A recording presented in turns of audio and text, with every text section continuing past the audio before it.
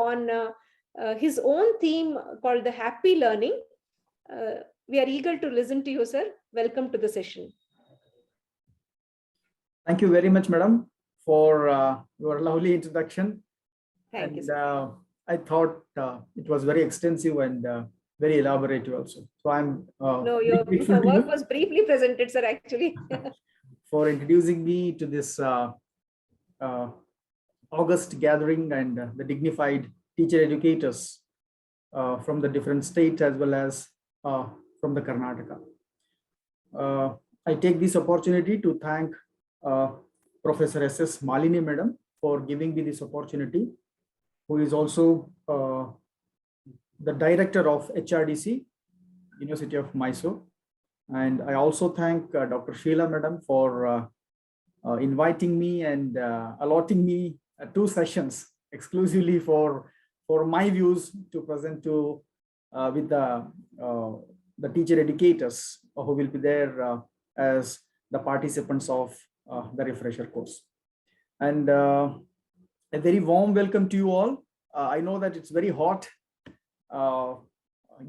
afternoon, and the second important challenge is for me is to deliver a lesson on a very different theme. It is the happy learning.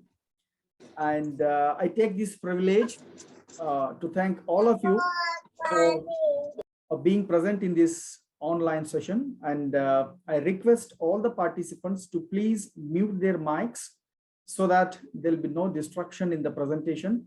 And even it will help you in listening my presentation as well.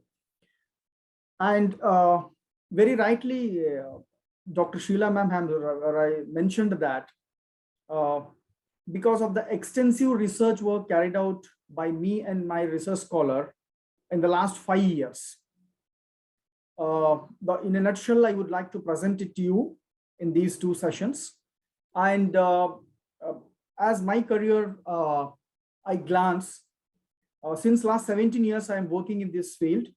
And many of the times we teacher educators in the different forums have thought that, is it the learning which will be assessed in terms of marks is enough, or something is required?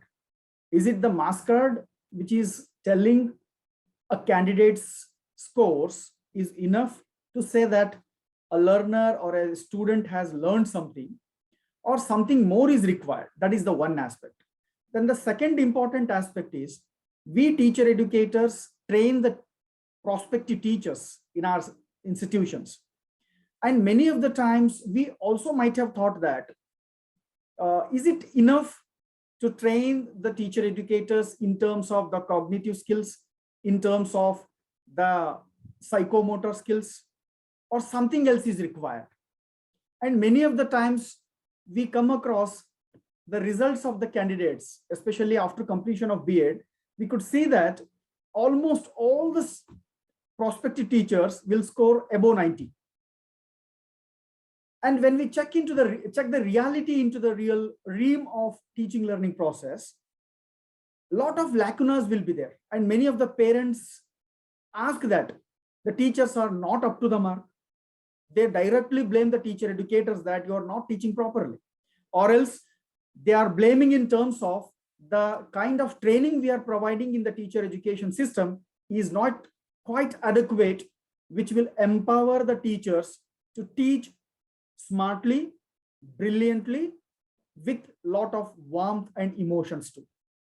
So in this aspect, we thought that why can't we test, we measure, we analyze, we come across a kind of a paradigm which will be useful for life as well as in the learning process. And if you ask anybody a question, what is your aim of the life? We come across with different responses. Somebody may say, I want to earn more. And somebody may say, I want to have my own home. I want to have the luxurious car. I want to learn and qualify more examinations. And I want to live in a very dignified manner. I want to serve the people. So a lot of different opinions we can elicit for a single question. And at the end, what will be the final Am I audible to you? Yes, sir.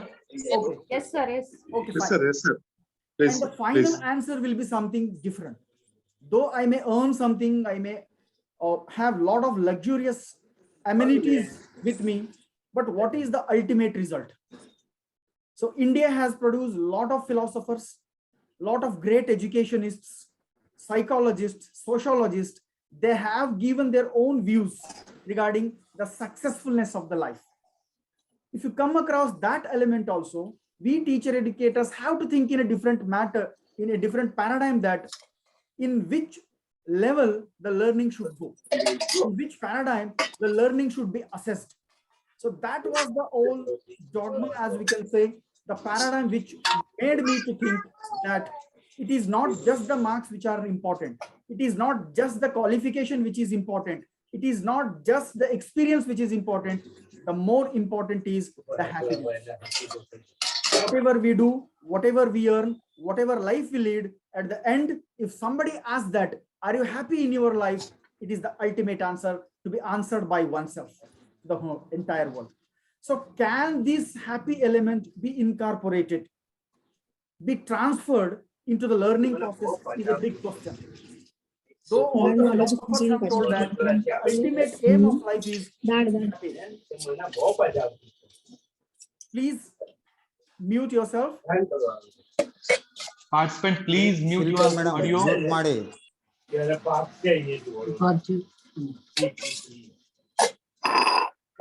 Thank you. So that is all the total the thinking process which we had in the last few years with all the great scholars, professors, and then we realized that there is a need to channelize this process, in this context, into the learning process, and that really made me to have few structures so that we can think, we can adopt properly that happy element. Shilpa madam, please mute your audio. And it is not only important for the learning process also, it is also important from the teaching perspective also. We being teacher educators, unless we understand what is that happy element, we can add in our teaching process so that the students can learn better in their learning pattern. So it is simultaneous activity for the teachers as well as the students to understand, adopt, and apply the happy element in their teaching as well as learning processes, so that we can expect, so that we can have a new dimension of assessment in the learning pattern, that is the happiness. So that's what I have brought to you to present my talk on happy learning. Hope my slide is visible to you. Is it visible? Yes, sir. Yes, sir. Yeah. And this is what my presentation is all about. I start with few questions and hopefully we'll answer those questions according to your perception and your dimensions. And I give you a brief idea about the present education system. What is happy and happiness? What kind of theories, models, and elements of the happiness are there? And why the happiness is related with the education? What kind of relationship we have got, so that we have to think in education paradigm. And what is the happy learning then? If students want to learn in a happy mode, what the basic criteria teachers have to adopt in their teaching process?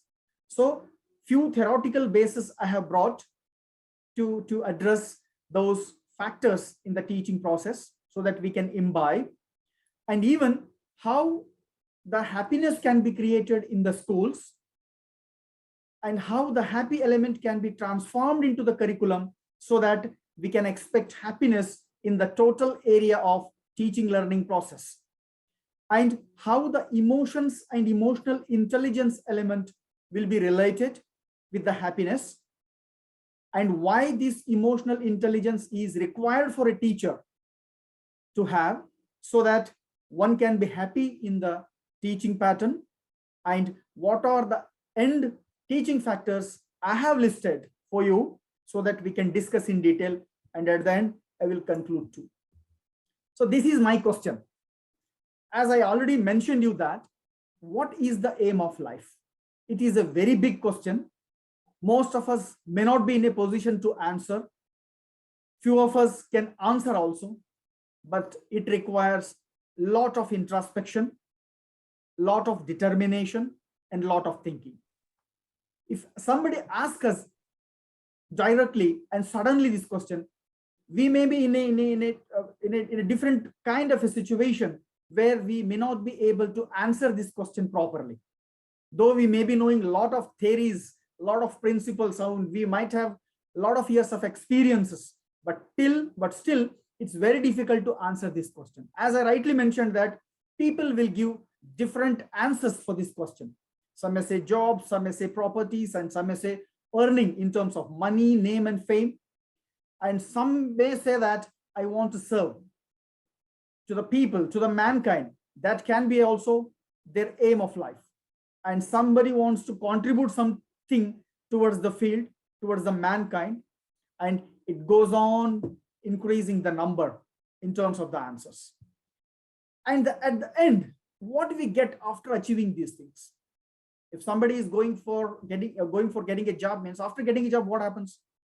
And somebody wants to get the property, earn the property. What is earning the property? What happens? And there are a few more activities we do in our lives. Sometimes we hate, sometimes we love, sometimes we quarrel, we travel, we celebrate, and we play. For what? It's all because to be happy in the life. We do a lot of activities. Sometimes we hate to be happy. Sometimes we love to be happy. Sometimes we quarrel to be happy. So happiness is the end element of the life, of the activity. So that's a major criteria of all the lives. And I quote the statement given by the Japan educationists. What is the purpose of life? Whose name is Suneswaro Mukiguchi. He says, what is the purpose of life? If one were to express this in just a word, it would have to be happiness. Yes, to get the happiness is the major purpose of life. Whatever we do, whenever we do, and wherever we do. And what is the happy and happiness then? Is it a process? Is it a product? Is it temporary or permanent? Or is it a trait which is inborn? We cannot change it. Or is it practiced and can be learned over a period of time? Is it spiritual, biological, economical, or psychological? Or is it learning or teaching? So all these concepts will come into the picture to understand a simple concept, that is happy or happiness. And the last important point is, can it be understood properly then? What is happiness is all about? Can we understand it properly so that we can train it to the younger generation? If it is so, yes, definitely we can understand it and we can train it too. And let's see the education system of the present scenario, how it is. We all know that education is a systematic process wherein a lot of things can be learned. We learn the knowledge, experience, skill, and even positive attitude. Some of the values can also be learned in a very systematic manner. No doubt about that. Even the civilization, as we talk on, to make the civilized society, it is the prime role of education to do that. And the ultimate function of education is always, as the philosophers have suggested, it is the peace of mind. Unless we create the peace of mind among the learners, the other education or the other things will be a waste. So the ultimate aim must be that. But the present education system is entirely contradictory to that. Many of the times we only blame that. It is very much ineffective and not satisfactory to the level what we expected, though doing a lot of activities. And in everyday's lifetime, we have forgotten to play the things, to make the simple pleasures, to enjoy those pleasures, and to explore the things. So that is what the missing, as rightly mentioned by Learning Without Burden document in 1993 itself. And if you take the scenario of India, which is even worse.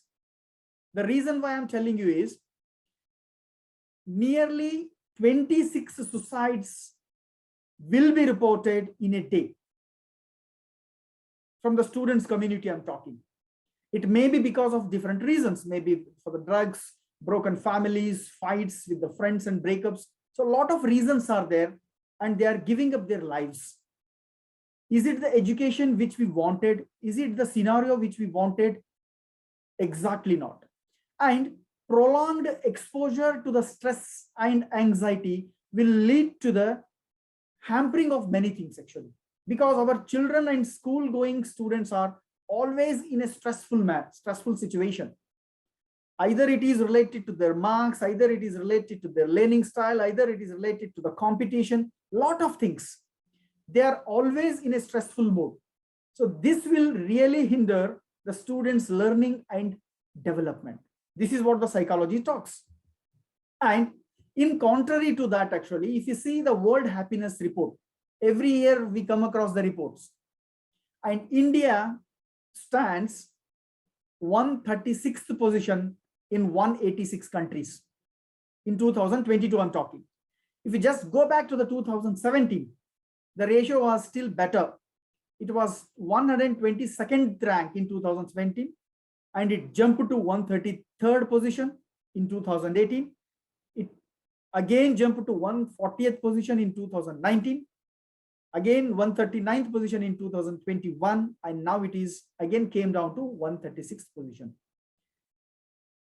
If you'll not believe, the neighboring country, Bangladesh, Sri Lanka, and Pakistan are doing much more better than India. Their World Happiness Report ranking is higher than India. So what really challenging for the education is, and for the education system is this thing. Though we are educating our young blood, though we are enrollment ratio is good, dropout ratio is reducing, but till we haven't achieved that level of happiness what it needed to be expected. So that's the reason why all the educationists and the education system have to reconsider our system, reconsider the purpose of education. Is it just getting the marks? Is it just getting the jobs or something else? And in the fast-paced world, everything is quick. Everything we are getting except happiness. So that is the missing link we are experiencing nowadays in the education system. And what we have to do is we have to implement, we have to change the structure of the school system wherever it is possible, not the entire system I'm talking about. And the second important thing is curriculum. Wherever there is a possibility of including the happy elements in the curriculum, we need to have it, we need to add it. And the third important thing is for the teachers.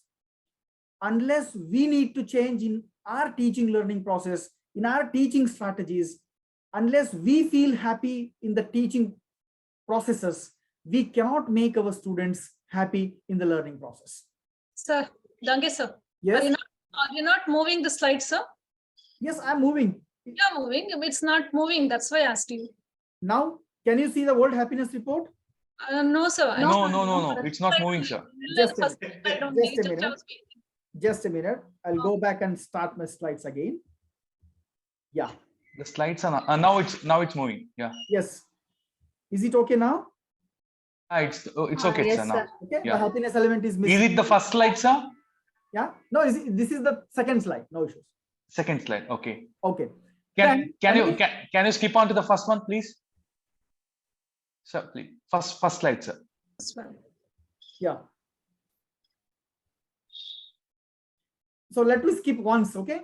Let me scroll the slide so that you can see. Okay. This one is the 10th slide, sir. Yeah. Okay. Fine. So this is the next slide. Actually, it is the 10th slide. Okay. That's the reason why I'm. Can you see the slides scrolling now? No. Yeah, it's scrolling. Now No. it's scrolling, but it's 10th slide. Okay. Fine. Yes. Whether the slide is changed now? No, No, sir. sir. No.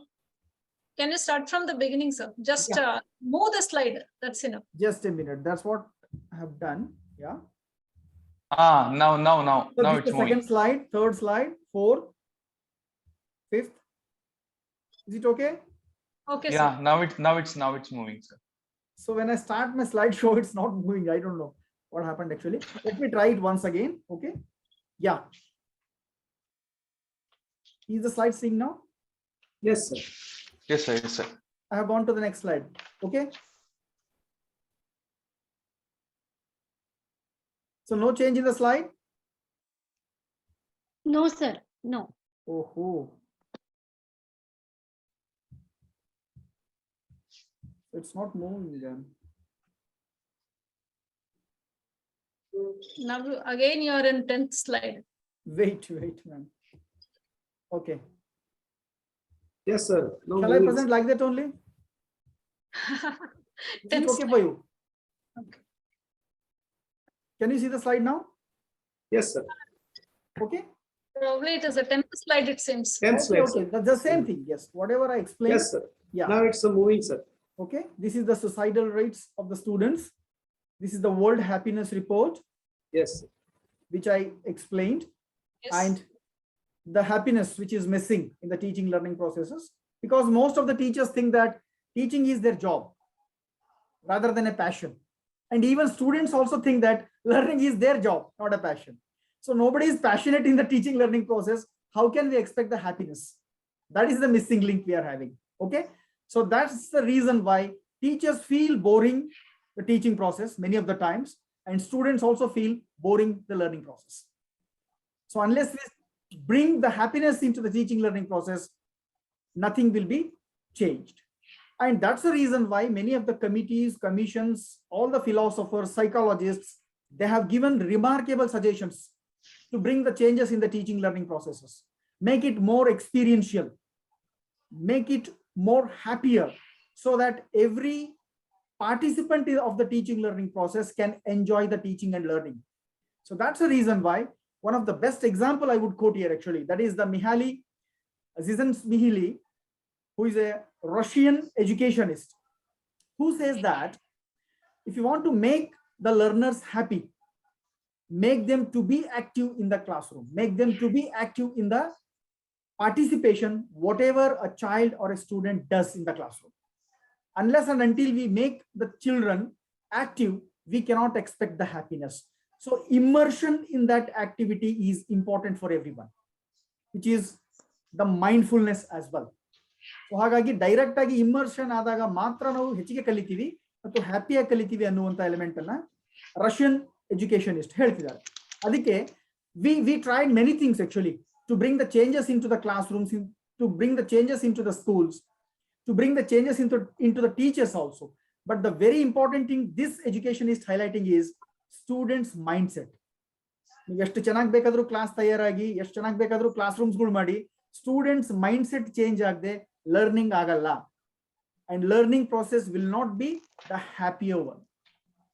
So that mindset change is also important for the happiness. So this is what he said. Happiness does not simply happen to us. It's something that we make happen unless and until we try ourselves to make it happen. And another important thing, the happiest people spend much time in a state of flow. Flow means people are involved in an activity that nothing else seems to matter. So whatever may be the distractions, if they are contented to do that, if they are very particular in doing that, definitely that element will help them in learning proper things. So that is what the idea given by the Russian educationist. And next, I will add few things from national education policy also, because we are all following this now and we have to follow. The document is saying that it wants to address 5 challenges of education: accessibility, equity, quality, affordability, and accountability. These are the 5 important challenges we are facing in the education system, and NEP wants to address this. And NEP has also mentioned that in its preamble, the vision of Indian education system, that is new education system, is developing the sustainable development goals given by United Nations. There are 17 sustainable development goals, and few goals I would like to highlight here. The third goal, that is good health and well-being. That well-being incorporates the happiness. And even we can come across like the gender equality. 16th one, the peace, justice, and strong institutions. So these areas will be collaborating with this concept, especially that is the happiness or the happy learning. So which means the whole world is saying our education system needs to be changed, and even the national education policy of 2020 is also wants to address this issue. Means we have to understand it properly and try to incorporate in the teaching learning processes. Then comes what is happiness. There are a lot of definitions given by the educationists, philosophers, psychologists, and the service renders to the entire world. In a simple term, we can say that happy means the enjoyable or satisfied state of being. If you feel happy, means we are enjoying something. We are satisfied state. That's all. And feeling or showing pleasure or contentment. We show the pleasure regarding something. If we show the contentment regarding something, means that is nothing but the state of happiness. And Mahatma Gandhi definition is very unique here. He says, happiness is when what you think, what you say, what you do. Thinking, saying, doing. All these things must be done in a harmony. That is important. In a synchronous manner. Which means whatever I think, I should say. Whatever I should say, I should do it. So doing, saying, and thinking, if they do it in a synchronous manner, that is what happiness is. But right now, are we really doing this? We say something, we think something, and we do something. So exactly mismatch with the 3 dimensions, which is not at all the happy element which we are following. Then that's the reason why we are not happy. Because somewhere we say something, somewhere we practice something, and somewhere we think something. So this has to be included, incorporated among the students first. And the Ben Shahar says that actually it's a perfect balance between present pleasure and future benefits. So whatever pleasure you're having at the moment, that has to be continued till the end, or for future also. If that can be carried out to the future, definitely that is nothing but the happiness. And the great educationist Aristotle has given his own definition to the happiness. He says it is the meaning and purpose of life. It is itself a meaning and purpose of the life, and the whole aim and end of the human existence. See, if you are expecting to the existence of human being, yes, every human being has to live happily. That should be the end goal of life. And he also suggests that the education goal should be this. If you are giving education, means try to make the learners, try to make the stakeholders happy first. And the happiness, there are a lot of research which has been carried out on happiness recently, not previously. Recently, we could see few researchers. It's a strong feeling. When we're having a strong feeling related to anything, actually, we feel happy. And somebody addresses, somebody attests that actually. And happy people are always having the positive traits. If you are happy, means normally we will be more confident, more optimistic in our approach, likability is more, and we always friendly with the group. So these kind of the liveliness and flexibility is also depicted in the happiness people. And when we are happy, we can handle the stress in a better manner. So that's the reason why, and we don't know when the stress element will come. If we are happy, we can easily handle that situation, and successfully we can gain many things in the life because of this happiness. And happiness comes in a package also. It's not just the mood which is good. It will also make the mental health in a very good form. We can also expect the good physical health and as well as the well-beingness. We will be good with the people also, whomsoever who will meet us. So this is what the package we will be having. It's like an all-round development of an individual if the happiness is being maintained in the mind or in the body, as we can say. And Buddhism says that there are three important factors which will contribute to the happiness. The first is mental health. If your health is good mentally, naturally it leads to happiness.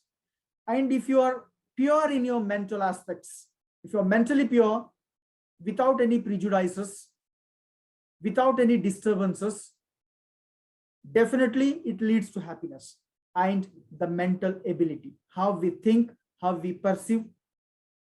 So all these elements will directly help to make oneself to be happy in the life. And there are theories also which are proposing how can an individual be happy in the life. The first theory is desire theory. We've been knowing that actually. Desire, the term itself indicates that we may be having some desires in the life. If we get it, we will be happy. Very simple. I want to have something. If I have it, definitely I will be happy. That's what it's a happiness is the matter of getting what you want. This is what the theory given by Jacques Lacan, desire theory. And the second important theory is authentic happiness theory given by Seligman, who has contributed significantly to the well-being of an individual. And he says there are three kinds of happinesses, and all the three kinds are very important. What are those? The first kind is good life. Good life, or you can say the positive emotion. It is nothing but just the contentment or the joy or the love or the pleasure we have in the life. If I do something, I get the joy. So that is what the good life is. This is one element which we need to have. Then the second thing is the engagement life. When we engage ourselves in the activities which I would like to perform, I feel happy. I keep myself engaged in the learning process or in the process which I want. So that is the highest kind of a happiness I got through this element. And the third important kind of happiness is the meaningful life happiness. It is nothing but serving others. I may be having good capacities and competencies. If I use those competencies to serve the mankind, to serve others. So that is the third important and highest kind of a happiness element we may be having. And all the three elements are important. So that is what. Sir, excuse me. Yes. Sir, I have one doubt.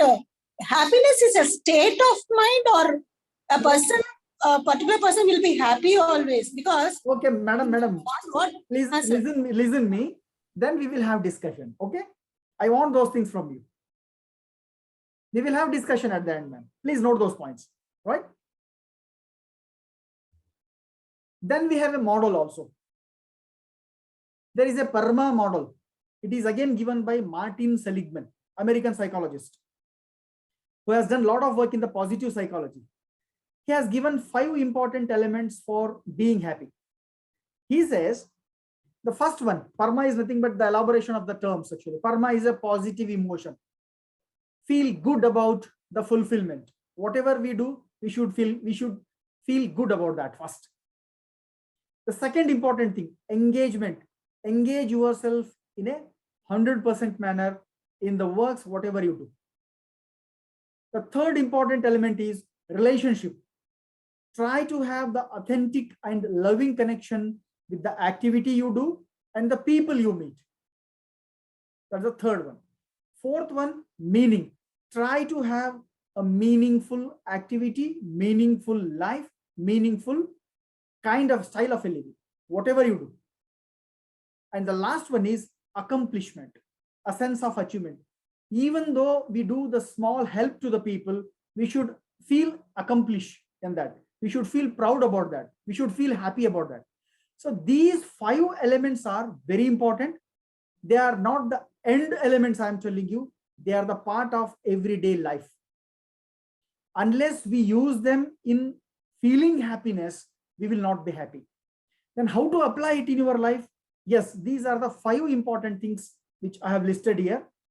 Develop a positive outlook towards the life first. Whatever you do, however you are,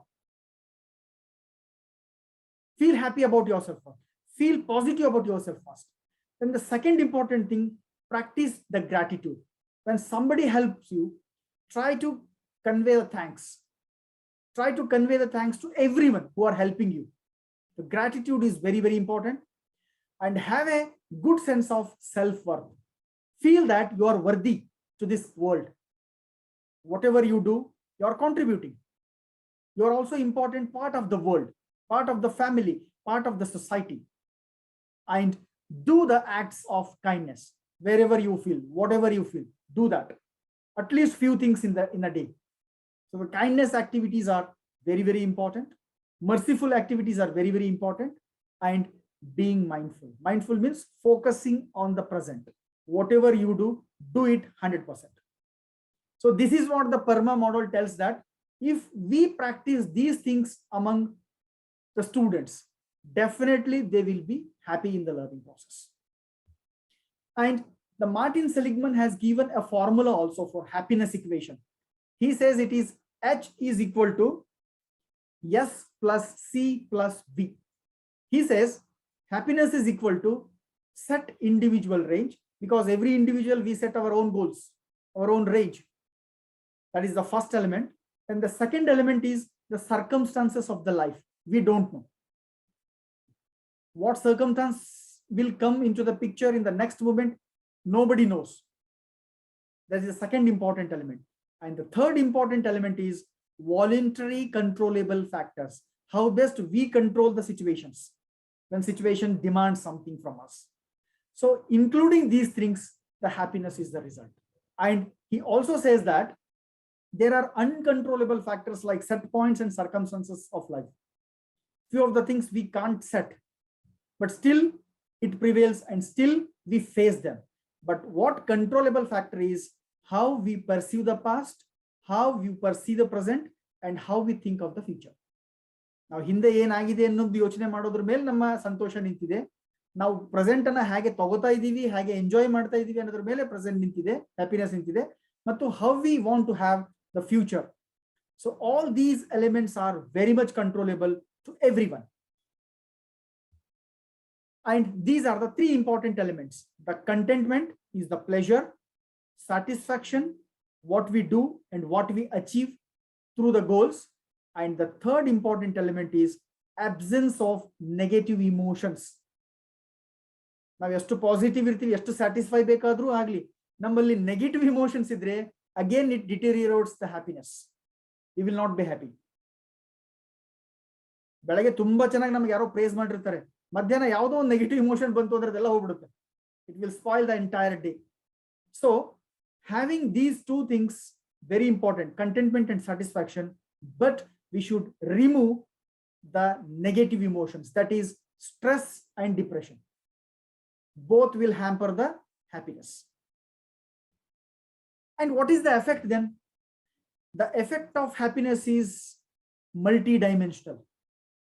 It affects on our behavior, it affects on the thoughts, ethics, goals, jobs, and including all the dimensions of the life. On the health also. And two important aspects which are the positive points from the happiness, that is the regularity and hope. ಯಾರು ತುಂಬಾ happy ಆಗಿರ್ತಾರೋ ಅವರು ತುಂಬಾ hopeful ಆಗಿರ್ತಾರೆ ಅಂತ study ಹೇಳ್ತಾ ಇದೆ. And they are regular also, they do it continuously on the time. So these are the two important factors the happiness is related with. And the people are happy who makes less mistakes. ತುಂಬಾ ಖುಷಿಯಾಗಿದ್ದವರು ತಪ್ಪುಗಳು ಜಾಸ್ತಿ ಮಾಡಲ್ಲ. They do it very enthusiastically, all the activities, and naturally the mistakes will be less. And it improves the body health and immune system. Biologically also, I will give the reasons in my next slide, how the happiness will related with the biological factors. And it also have the positive impact on the mental health. Naturally, if we are happy, we are very peaceful, we are very much focused, and we are very much helpful also. That kind of a joy is depicting on the face naturally. And the people who are happy are always socially active. That is the important thing. ಯಾರು ತುಂಬಾ happy ಆಗಿರ್ತಾರೆ, they mingle with the people, they share their happiness, they share their love. This is what the society requires. This is what the classroom requires. Instead of that, we are making our individual students to compete with each other without having the joy, without having the happiness, and without having the liveliness.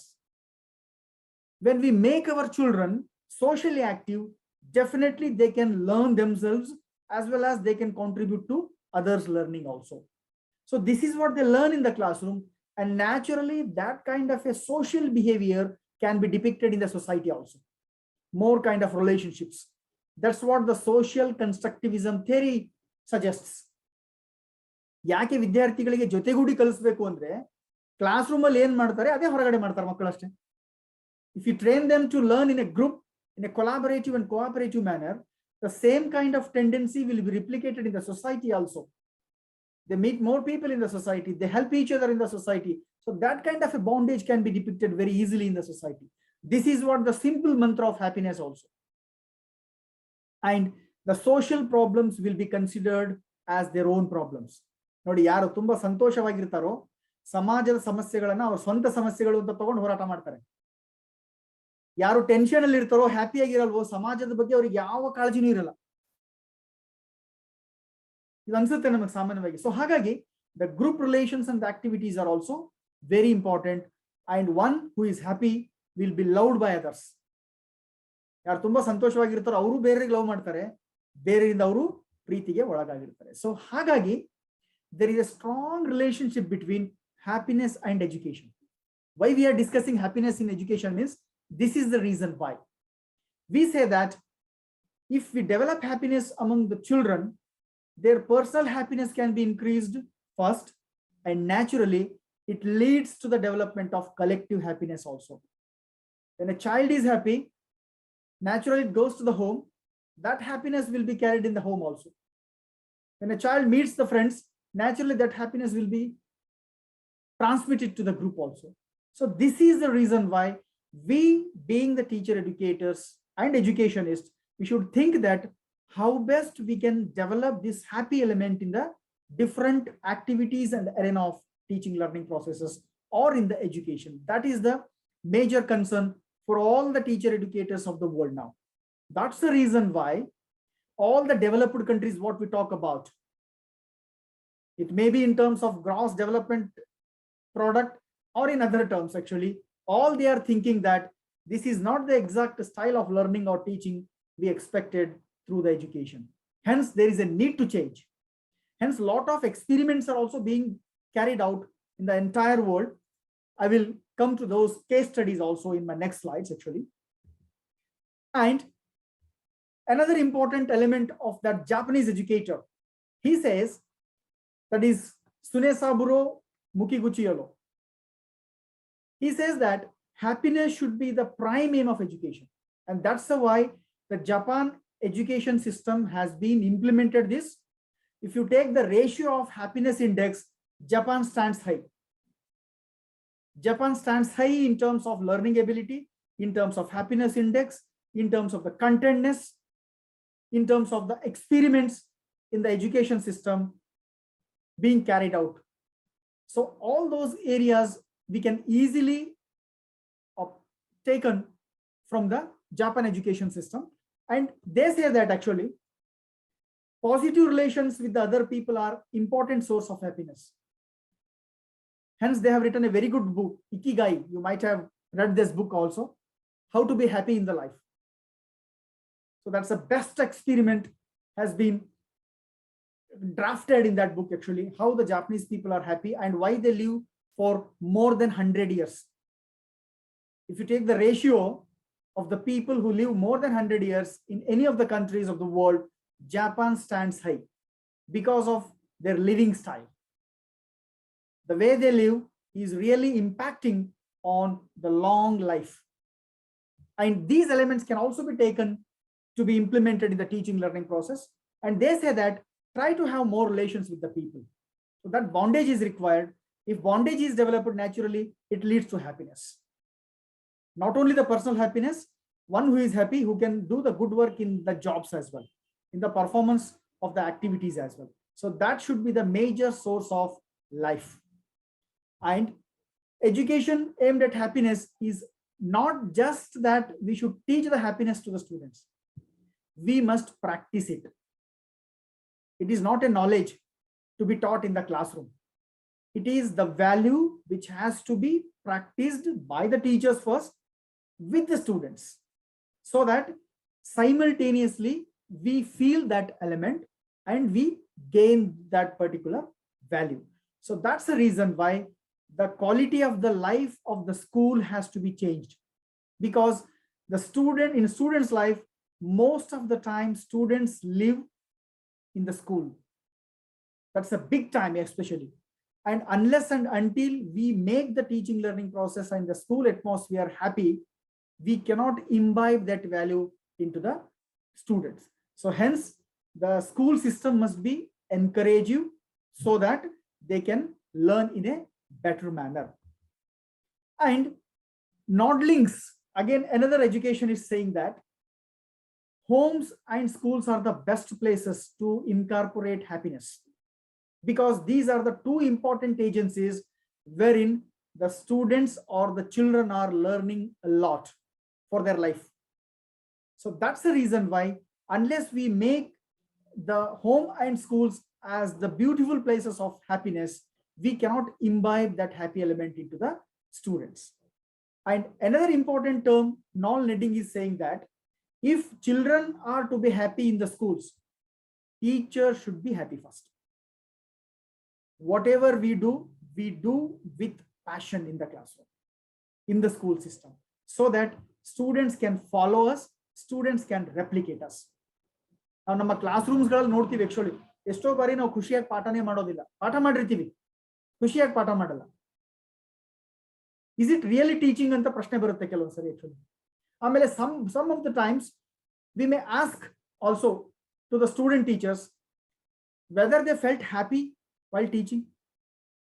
ಪಾಠ ಮಾಡಿ ಬಂದಾಗ ನಾವು observation schedule ಅಲ್ಲಿ ಎಲ್ಲ ಬರ್ದಿರ್ತೀವಿ, actually we write many things, we give good ratings also, but we never ask, but no question asked that whether the teacher was happy in the classroom, to the what extent he or she was happy in the classroom, whether the teacher really enjoyed the introduction phase, development phase, conclusion, whether the teacher enjoyed the questions being asked by the students, whether the teacher was very passionate to answer those questions. So these are the elements which are really missing in terms of the practice teaching, in terms of the training period, and as well as these things will be needed to be assessed from every teacher's point of view. And next come to the happy learning. By seeing all these slides, we can come across very easily that what is happy learning? It's a process as well as a product. One of the participants was rightly asking. I would conclude that at the end of my session especially. And right now I can say that it's a process as well as the product. Few things we can expect in the process, few things we can expect in the product. So that's the reason why we can say that happy learning is a process as well as product, and which happens only by discovering something by the learner with the learning aspect. It may be in terms of that knowledge, or it may be in terms of the curiosity to learn something, or it may be something with the help of that desire to grow, and which should be a perfect balance between the present pleasure and future benefits. Which means whatever the child or a learner is doing in the classroom, in that process also the child must be curious, the child must discover something, the child should feel happy. That is one aspect. Even after learning also, it should benefit for the future also. That's the reason why we call it as the process as well as product. That is the important thing. And for this, if you want to make the learning happier, mutual attraction is very important element between the teacher and the student. Each element must be attracted. The teacher should attract the students and students should attract the teacher. So that kind of a rapport is required. And who is the center of this process? Naturally, the students are the center of this process. Teacher should act as a facilitator. facilitator, and the initiator. Teacher should initiate the learning process, initiate the happy process by considering the values, competencies, learning abilities of the students, so that the teacher can understand well all the competencies of the students and make them to learn in a easy manner, in a conducive manner, in a friendly manner. So that is what the learning aspect, and that's the reason why we call it as happy learning. And happy learning promotes many things actually. It has got many advantages on developing good relationships, problem solving skills, meaningful learning, equal participation among the students. So these are the effects of happy learning. And happy learning requires child-based or child-centered approach. This is very important, not teacher-centered. And another important aspect is activity-based approach. Whatever you do, do it with an activity, so that by incorporating oneself into the activity, every learner learns. And that is what the happy learning is, the essential for creating a happy society. So directly linked between learning and society. And we have a few theoretical bases also. As I was mentioning that, it has got a philosophical base, it has got a psychological base, it has got an economical base, as well as biological base. There are a lot of philosophers who have rightly mentioned that. Of course, if you take the Greek philosophers, the very ideology of that philosophy is good life. Every individual must lead a good life. Good life is nothing but the moral life, the quality life. And again, moral life, quality life is very much equated with the happy life. ನಮ್ಮ ಭಾರತದ ಎಷ್ಟೋ ಸಾಧುರು ಸಂತರುಗಳೆಲ್ಲ ಅದನ್ನೇ ಹೇಳಿದ್ದಾರೆ actually. ಜೀವನ ಎಷ್ಟೇ ಇದು ಮಾಡಿದ್ರು ಲಾಸ್ಟಿಗೆ ನೀವು ಸಂತೋಷವಾಗಿದ್ದೀರಾ ಅನ್ನೋದೇ ಮುಖ್ಯ ಆಗುತ್ತೆ ಅನ್ನೋ ಅಂಶ ಇದ್ದಾಗ ಇಡೀ ಪ್ರಪಂಚದಲ್ಲಿರೋ ಎಲ್ಲಾ ಫಿಲಾಸಫರ್ಸ್ಗಳು ಅದನ್ನೇ ಹೇಳಿದ್ದಾರೆ. Unless you are happy, your life is a waste. So whatever we do, we must feel happy about that. Happiness in terms of the moral life, not just the desires, contentment. ನಮಗೆ ಏನ್ ಬೇಕೋ ಅದನ್ನ ಪಡ್ಕೊಳ್ಳೋದು ಅಷ್ಟೇ happy ಆಗಲ್ಲ. ಒಂದು moral and ethical aspect ಅನ್ನ ಇಟ್ಕೊಂಡು ನಾವು ಜೀವನ ಮಾಡ್ತೀವಲ್ವಾ, ಅದರಲ್ಲಿ ಸಂತೋಷವನ್ನ ಪಡ್ಕೊಳ್ಳೋದು ಒಳ್ಳೆಯ ಜೀವನ ಆಗುತ್ತೆ ಅನ್ನೋದು ಹೇಳ್ತಾರೆ. Then Bentham has says that it is a sum of pleasures and pains. We say that life is a full of pleasures and pains, and how we receive it, how we adjust with that situation is important. That is the art of life. And we have a biological theory also. Here, few important hormones, if they secrete, we feel happy. What are those? Dopamine, serotonin, neuropinephrine, endorphin, and melatonin. These are the 5 important hormones. The secretion of those hormones will lead to the happiness of an individual. When they secrete, and how they secrete means when we do the activities. What kind of activities? Here is a list. Hope my slide is visible to you. The anatomy of happiness. Is it visible? Yes, sir. Okay. Yes, visible, sir. Yes. So these are the few examples I have quoted here. Serotonin is the happiness chemical. If we want to secrete this hormone means we should go for sunshine, walk in the nature, try to live in the nature. Nature is the best medicine. And even the happy get also. Okay. Then the dopamine, that's a manifestation, concentration, meeting the people, and breaking those hard rules. If you do it, yes, dopamine will be secreted in the brain. Then the endorphins, exercise, laughter, and dance. These things will help us to release that hormone and we feel happy. And next, the oxytocin, bonding with anybody. It may be with the it may be with the individual, or it may be with the animals, plants, or anything.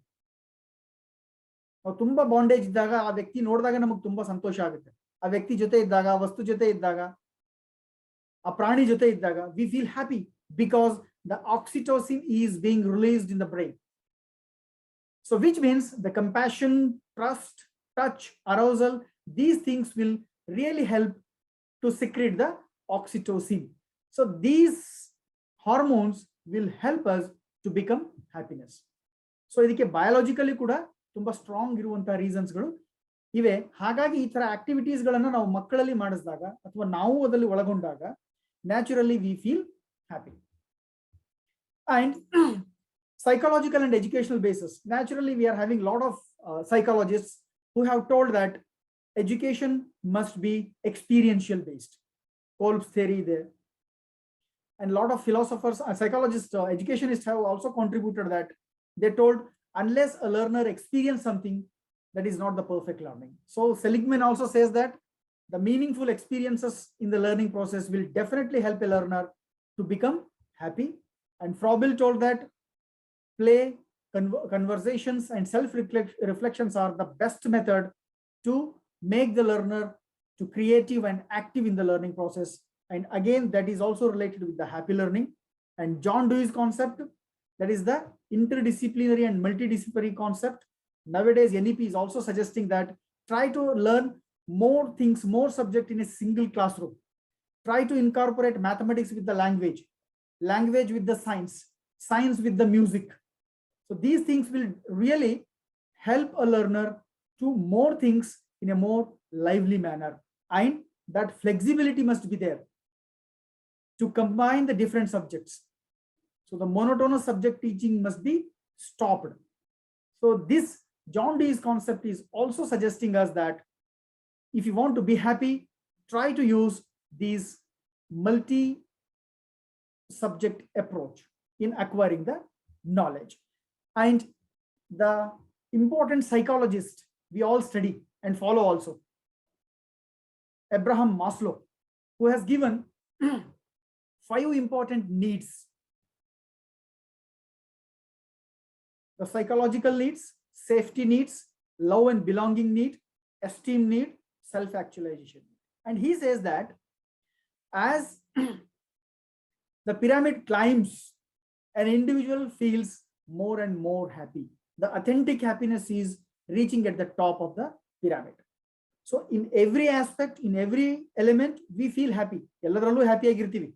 Physiological needs fulfill adagu happy agirtivi. Safety need fulfill adaglu happy agirtivi. Adre a happiness element hage hechige agta hogbekadre we should reach the highest level, that is self-actualization. And in continuation with that, the national education policy, as I rightly mentioned, that it is also talking about the playway method, discovery approach, activity-based, multi-level approach, flexible learning, and socialization. These are all the approaches and concepts are very much related to the happiness. And in 2015 itself, the Delhi government has already incorporated and implemented the happiness curriculum in the government schools. ಬಹಳಷ್ಟು ಜನರಿಗೆ ಗೊತ್ತಿಲ್ಲ actually ದೆಹಲಿಯಲ್ಲಿ already 7-8 ವರ್ಷಗಳಿಂದ ಈ happiness curriculum implement ಆಗಿದೆ.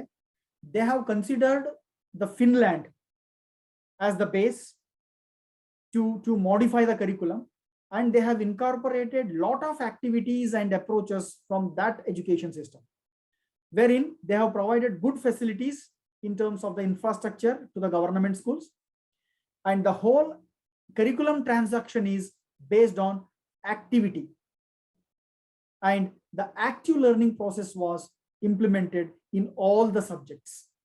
So that's the reason why I would quote that. If you get time, actually, please download. It is a 76 pages document of Delhi government education system, or the curriculum, as you can say. To read out it, you will come to know how they have changed or modified the curriculum. So these are all the basis for us to identify the teaching factors and make the changes in the teaching learning processes.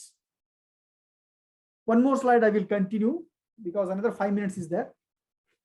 A beautiful work has been done by Work in 2008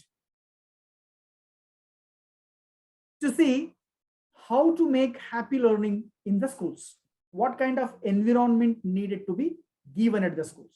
And they have listed 10 important principles. If these principles are being applied into the school system, naturally the happy learning can be expected. The first one is finding any happiness in the learning. So wherever happiness can be traced out, can be found out, try to use it, try to apply it, try to adopt it. It is not that once in a class, once in a while, or at least once in a classroom, we can use the happy element in the classroom. No, wherever there is a possibility of using that element, find out it and use it. This is the first mantra. Second one, give different options to the students. Always provide the options. But our education system, our teaching style is very less having the options. We give very less options to the students to choose. When they choose, they are more determined. When they choose, they participate very attentively in that particular process. So that's the reason why wherever it is possible, try to provide the options to the students. Third important point is let the students to create anything. Provide ample opportunities for the creation. Creation leads to happiness. So that's the reason why always we say and make our students to do the things. No, provide the opportunities and let them come out with their own idea in terms of creating anything in any of the subject. And presenting of students' job means whatever they do, try to present it to the entire classroom. It may be very small task. It may be very small thing. ಒಂದು ಮಗು ಯಾವುದೋ class room ಅಲ್ಲಿ ಒಂದು ಸಣ್ಣ example ಹೇಳಿದ್ರು ಅದನ್ನ ಹೇಳಿ ಚೆನ್ನಾಗಿದೆ ಅಂತ ಹೇಳಿ ಎಲ್ಲರ ಎದುರುಗಡೆ. Try to praise the student so that the student will feel happy, and in turn this will lead to other students to stand up and say few things. ಯಾವಾಗ ಒಂದು ಮಗುವಿಗೆ ನಾವು ಅಪ್ರಿಶಿಯೇಟ್ ಮಾಡ್ತೀವೋ ಕ್ಲಾಸ್ ರೂಮ್ ಅಲ್ಲಿ, ನಾವು ಸಾಮಾನ್ಯವಾಗಿ ಏನ್ ಅನ್ಕೊಂಡಿದೀವಿ ಅಂದ್ರೆ ಲರ್ನಿಂಗ್ ಅಂದ್ರೆ ಬರೀ ಪ್ರೈಮರಿ ಸ್ಕೂಲ್ ಸೆಕೆಂಡರಿ ಸ್ಕೂಲ್ ಅಂತ ಅಷ್ಟೇ ಅನ್ಕೊಂಡಿದೀವಿ. We concentrate more on that. Learning is a learning. ಇವರ್ ಹೈಯರ್ ಎಜುಕೇಶನ್ ಅಲ್ಲೂ ಕೂಡ ಪ್ರಶಂಸೆ ಮಾಡ್ಬೇಕು. ಆಕ್ಚುಲಿ ಪ್ರಶಂಸೆ ಯಾರಿಗ್ ಬೇಡ?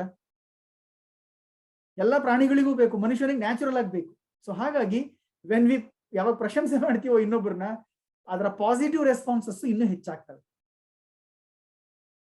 ಸೊ ಪ್ರಶಂಸೆ ಮಾಡಿದಾಗ ಪ್ರಶಂಸೆ ಮಾಡಿರೋ ವ್ಯಕ್ತಿ ಮೇಲೆ ಪ್ರೀತಿ ಜಾಸ್ತಿ ಆಗುತ್ತೆ. ಫಸ್ಟ್ ರೆಸ್ಪೆಕ್ಟ್ ಜಾಸ್ತಿ ಆಗುತ್ತೆ, ಪ್ರೀತಿನೂ ಜಾಸ್ತಿ ಆಗುತ್ತೆ. ಅದಕ್ಕೆ ಮುಕ್ತವಾಗಿ ಪ್ರಶಂಸೆ ಮಾಡೋದನ್ನ ಟೀಚರ್ಸ್ ಕಲಿಬೇಕು ನಾವು. Don't be stingy in appreciating the things. Try to appreciate more and more so that we gain the love and affection, as well as students will be very much attentive in our classroom. That is the fourth important thing. And fifth one is set a time for playing with parts. ಆಟ ಆಡೋದು ಅಂದ್ರೆ ಬರೀ ಗೇಮ್ಸೇ ಹೋಗಿ ಆಟ ಆಡೋದು ಅಂತಲ್ಲ, class room ಅಲ್ಲಿನೂ ಆಟ ಆಡ್ಬೋದು ನಾವು. ಆಕ್ಚುಲಿ ಕ್ಲಾಸ್ ರೂಮ್ ಅಲ್ಲಿ ಒಬ್ಬರು ವ್ಯೂಸ್ ಇನ್ನೊಬ್ಬರು ವ್ಯೂಸ್ ನ ಸಪೋರ್ಟ್ ಮಾಡ್ಕೊಂಡು, ಇಂಟ್ರಾಕ್ಟ್ ಮಾಡ್ಕೊಂಡು, ಜಸ್ಟಿಫೈ ಮಾಡ್ಕೊಂಡು ಮಾಡ್ಬೋದು. Small discussions, small deliberations, taking an example from the society and adding your own views. Even ನನ್ನ ವ್ಯೂಗೆ ಇನ್ನೊಬ್ಬ ಯಾರೋ ವ್ಯೂ ಆಡ್ ಮಾಡಿದಾಗ ನಂಗೆ ತುಂಬಾ ಖುಷಿ ಅನ್ಸುತ್ತೆ ವ್ಯಕ್ತಿ ಬಗ್ಗೆ. So this is what the rapport building. So what happens is, by making this, we combine the hearts, we combine the views. That will lead to the happiness. And set a time for, I thought, make an attractive school space. This is very important. ನಮ್ಮ class ರೂಮ್ಸ್ಗಳು ಎಷ್ಟು boredom ಆಗಿರ್ತವೆ ಅಂದ್ರೆ class ನೋಡಿದ್ರೇನೆ ಕಲಿಬಾರ್ದು ಅಂತ decide ಮಾಡ್ಬಿಡ್ತೀವಿ. ಆ ಲೆವೆಲ್ಗೆ ಇರ್ತವೆ. Why can't we make our classes more attractive? Maybe in terms of colour, maybe in terms of infrastructure, maybe in terms of love and affection. ಬರೀ colour ಗೋಡೆಗಳು ಅಷ್ಟೇ ಅಲ್ಲದೆ, whatever love we give, whatever love affection we show to each other is also very important in the classroom. So these things will come into the picture. And go out, read good books. ಮಕ್ಕಳಿಗೆ ಹೇಳ್ತಾರೆ ಒಳ್ಳೆ ಪುಸ್ತಕಗಳು ಓದೋದ್ರಿಂದ, because we can add many more things to the classroom, many more things to the deliberations, and present more sporting and artistic classes. ಯಾವತ್ತು classes ಅಂದ್ರೆ boredom ತರದಲ್ಲಿ ಹೇಳೋದು ಕೇಳೋದು ಅಷ್ಟೇ ಆಗಬಾರ್ದು. ನಂತರ ಸ್ಪೋರ್ಟಿಂಗ್ ತರದಲ್ಲಿ ಇರಲಿ, ಆರ್ಟಿಸ್ಟಿಕ್ ಕ್ಲಾಸಸ್ಗಳು ಕೂಡ ಆಗೋದಕ್ಕೆ ಅವಕಾಶ ಆಗಿರಲಿ. We can include few more subjects also into the classrooms. ಅದೇ ನಾನು ಹೇಳಿದಾಗೆ ಬೇರೆ ಬೇರೆ ಸಬ್ಜೆಕ್ಟ್ಸ್ ಗಳನ್ನ ಕಂಬೈನ್ ಮಾಡೋದು ಡಿಫ್ರೆಂಟ್ ಆಗಿರುವಂತಹ ಆರ್ಟಿಸ್ಟಿಕ್ ಕ್ಲಾಸೇ ಆಗುತ್ತೆ. ಆಮೇಲೆ 2-3 ಜನ ಟೀಚರ್ಸ್ಗಳು ಸೇರಿ ಪಾಠ ಮಾಡೋದು ಆರ್ಟಿಸ್ಟಿಕ್ ಕ್ಲಾಸೇ ಆಗುತ್ತೆ. Team teaching can also be artistic class. ಅಥವಾ ಯಾವುದೋ ಒಂದು ಕಾನ್ಸೆಪ್ಟ್ ಅನ್ನ ಹೇಳ್ತಾ ಹೇಳ್ತಾ ಒಬ್ಬ ಡ್ರಾಯಿಂಗ್ ಟೀಚರ್ ಡ್ರಾ ಮಾಡೋದಿದೆಯಲ್ಲ, ಅದನ್ನು ಕೂಡ ಆರ್ಟಿಸ್ಟಿಕ್ ಕ್ಲಾಸ್ ಆಗುತ್ತೆ. So such classrooms are needed to be developed and make a change in the evaluation. It is not just the evaluation of cognitive ability.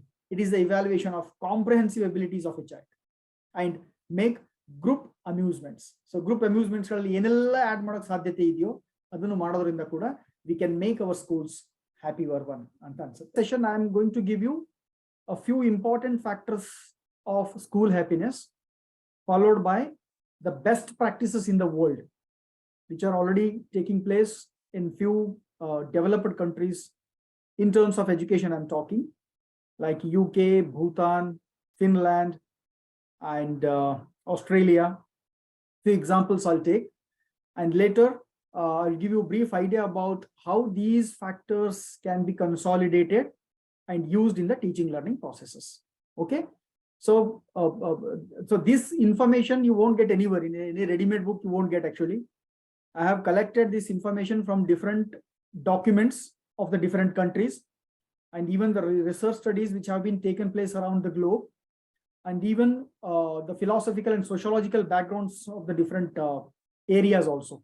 So I thought to disseminate these things with you, and hopefully you can continue thinking and writing on this also in future, so that we can have a beautiful document on happy learning, which is now not available till in India at least.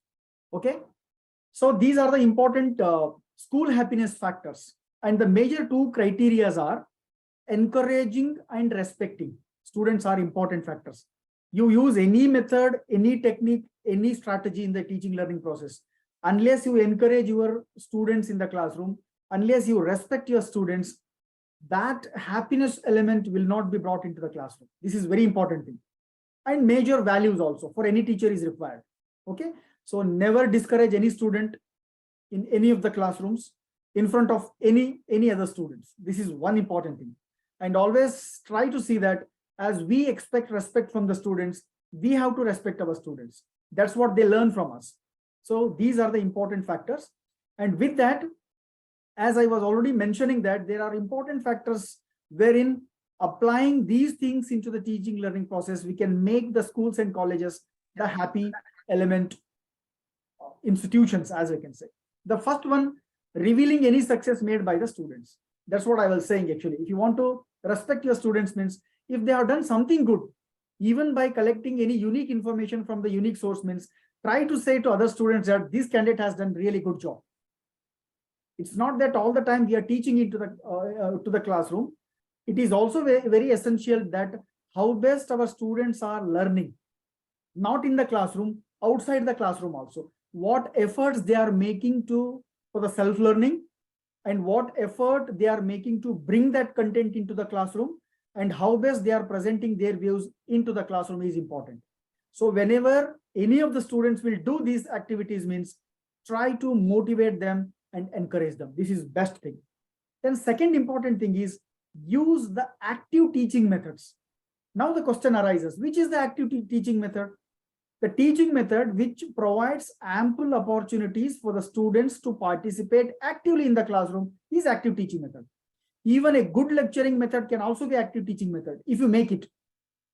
So it is the decision of a teacher, it is the plan of a teacher to decide and use it to a fullmost extent to make the learning process as an active one.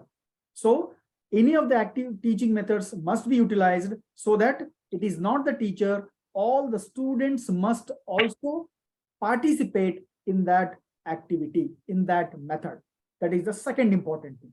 Then third important element would be performing group thinking. Make small groups and allot the things to them. Allow the problem solving situations to them to come out with their own ideas. It is not just how an individual thinks and responds to that particular problem. It is also important how they think in a group. So that kind of a problem solving ability in cooperation is needed to be developed among students. It may be a very small activity, but see that every learner in the classroom is contributing to solve that particular problem or to answer that particular problem is important. So this is the third important factor that will contribute to the happy school or happy college or any classroom. Then the fourth important thing is interaction. Try to have more and more interaction in the classroom, and interaction will lead to personal development as well as social development. When students interact with any other of the student or with the teacher, it is nothing but the learner is learning the life skills of presenting, of thinking, of disseminating, of deliberating. So these are the important personal things. If a child or a candidate does in the classroom, try to see that how that individual's answers will be collaborated, cooperated, or supported with the others' views, so that the social element can also be included in that particular interaction, so that the interaction process will be benefited, not just for an individual student, it is to the entire group. And sometimes a good interaction will help a teacher to know many things. Some of the teachers may not be knowing all the things. So that is also very important thing. Try to develop more and more interaction in the classroom. Then the next point is the role of teacher's happiness. When teacher interacts with the students, naturally students will be happy and teacher will also be happy. If we expect the same kind of interaction between students, the teacher will observe and feel very happy, because according to his wish, according to his idea, all the children are participating in that learning aspect. So that is itself the happiness which will be taken from teacher's point of view as well. It is not that only students should feel happy. Teachers must also feel happy in the teaching process. So that is another important element. And the sixth one is effect of teachers in the teaching process, which means every teacher has to know the mental, cognitive, and affective elements of students.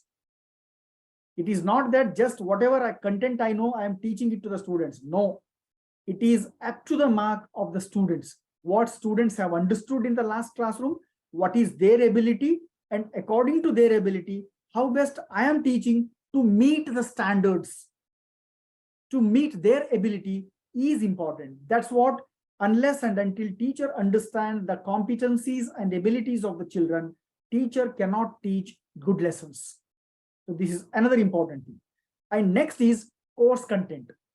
Course content means try to see that there must be connection between different subjects, so that the students can learn in the classroom and try to apply that learned content in a new situation. It may be in a new classroom, or it may be in a home atmosphere, or it may be in the society. But we have lots of concepts which are not at all related to the day-to-day life situations. That is a big problem. That's the reason why our students are not learning in a very happy manner. And many of my children are asking me that we learn these concepts and we write the exams. What is the use of these concepts in the day-to-day life situation? It's a very difficult task for a teacher and a father like me to answer those things actually, because that exact use of applying of that knowledge is a big challenge actually. It's not there. So try to see that, can we provide that proper linkage between the learned concepts with the day-to-day life problems, challenges, so that the child can solve the problems by utilizing that learned content in the classroom. That is one important aspect. If not, at least teachers must tell to the students that how best these learned concepts will be utilized in the day-to-day life. At least children will come to know that these concepts, I can use it in the home atmosphere. These concepts, I can use it in the later of my life. So such contacts or the linkages can also be maintained in the classroom. That would be a very good important aspect. The next aspect is training facilities. Training means not just the cognitive abilities which we train in the classroom. It is the overall development of the individual, which means the behaviors, abilities, and the reflections of the students should also be trained properly. If somebody is giving the response, means how should I reply? How should I listen? How should I respond to that particular issue is also very important. So these are the training facilities we should give, and every educational institution should provide opportunity for relaxation. Of course, students come to the classroom to learn the things, but relaxation elements are very, very important. Unless they relax in the important intervals, the learning will not take place properly. So relaxation is important. Attraction is important. Try to see that how best I attract. Is it through the infrastructure? Is it through my personal charisma? Is it through my language? Is it through my content? Is it through my illustrations? Is it through my approach? How best a teacher can attract the students? So that is also important aspect, and see that there should be a proper motivation at all levels, right from the beginning to end of the classroom. At what intervals I can motivate my children, my students is important, and do that. These three things will really help the child in gaining that happiness in the learning process. Even the color is also one of the important factor, which is biological and scientific as well. The kind of a color we use. Earlier, we used to use the black and white, blackboards we used to use. And later, psychologists felt that black is not the ideal color for the learning. Green is the ideal color. And later, we started using green boards. Now, everywhere we are having the smart boards, that's white in color. So the color combination of the board, color combination of the wall, color combination of the school building, everything is important now. And what kind of dresses we wear, every aspect will be having impact on the perception of the child. So these things have to be understood properly. Even research is required to be studied on these areas. Now, ಸಾಕಷ್ಟು research ಬೇರೆ ಬೇರೆ ಏನೇನೋ ಏರಿಯಾದಲ್ಲಿ ಮಾಡ್ತೀವಿ. ನಿಜವಾಗ್ಲೂ ಮಕ್ಕಳಿಗೆ ಯಾವ colour ಇದ್ರೆ ತುಂಬಾ ಅಟ್ರಾಕ್ಟ್ ಆಗ್ತವೆ ಅನ್ನೋದಕ್ಕೆ ನಮಗೆ ರಿಸರ್ಚ್ ಫೈಂಡಿಂಗ್ಸ್ಗಳು ಬಹಳ ಕಡಿಮೆ ಇದೆ. ಯಾಕೆ ಯೂನಿಫಾರ್ಮ್ ಅದೇ ತರದಲ್ಲಿ ಕಲರ್ ಇರಬೇಕು, ಅಟ್ರಾಕ್ಟಿವ್ ಕಲರ್ ಯಾವ್ದಿದ್ರೆ ಒಳ್ಳೇದು. So these kinds of, though they look very small, but their significant impact on the learning process of the learners. So these things have to be considered. And the last important thing is school organizational climate. What is the climate? It is the infrastructure as well as the interaction of the human beings. It is not just the building, what a child sees. It is the human beings, how they interact, how they behave, how they receive, how they respond. Because in education setup, especially the teachers who are working must be very active, very innovative, very warm and effective too. Adike, how we receive our children in different modes is important. Adike, I used to tell this to all the teachers that no professional will blame the other professional. You take doctors. If you go to a doctor, the doctor will give you a prescription. ನಿಮಗೆ ಅವಾಗಲೂ ಆರಾಮಾಗದೇ ಇದ್ರೆ ಒಂದು 3-4 ದಿನದಲ್ಲಿ, in 3-4 days, if you are not becoming cure of that disease, we'll go to the next doctor, and the next doctor will ask, actually, whom did you go earlier? You show the prescription, and the next doctor will just see the prescription and change the prescription, but the second doctor will never say that the earlier doctor has wrongly diagnosed. This is what the professional ethics is. But we teachers, we naturally blame other teachers. Naturally blame, we say that the other teacher is not good or imperfect or not correct. Though these words are naturally used by the teachers in the teaching fraternity, we should stop it. Stop blaming the other teacher. Unless we respect the colleagues, our students will not respect the teachers. So this is what we have to carry the message to the students, so that the students can feel that the whole atmosphere of the classroom, whole atmosphere of the school and college is very warm. Everybody is loving each other. When the colleagues love each other, naturally they love students. So this is what the vice versa is. So this has to be maintained in a very proper manner, so that the positive relationship can be maintained between the organizational climate as well as the humanistic space. And the happiness is now the international agenda. It's not the any of the countries or levels agenda. Actually, even the United Nations has declared in 2011 itself as the happiness as fundamental human goal. 11 years back it has declared, and it made a resolution also that happiness towards a holistic approach to development. So whatever the approach we use, it must be in a holistic manner, and see this, it should result in happiness. So that's the reason why a lot of research has been done by the individuals as well as by the education departments, by the universities, by the governments of that particular countries actually. And one such example is from the University of Pennsylvania. The research conducted by Professor Alejandro Adler. It is the effect of happiness on the performance of students. And he has conducted research in Bhutan. That's very important. Though he's from Pennsylvania University, because Bhutan is doing exceedingly well in the happiness index. That's the reason why he has prepared a curriculum.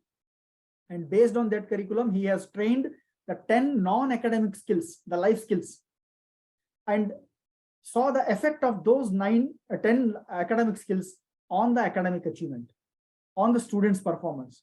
And they got a very, very good results also. So he suggesting that if we train the life skills among the students, naturally that not the life skills, it also affecting in a very positive manner to improve the academic performance of the students. But instead of teaching and making our students to learn the life skills, we are making them to learn the academic skills directly. That is exactly opposite. So that has to be changed. And even biologically also, it is proved that this is good. If you develop the mindfulness from the self-awareness and increasing the problem-solving skills, naturally it helps in mindfulness, building the concentration. That helps in rewiring the neural connections of the different parts of the brain.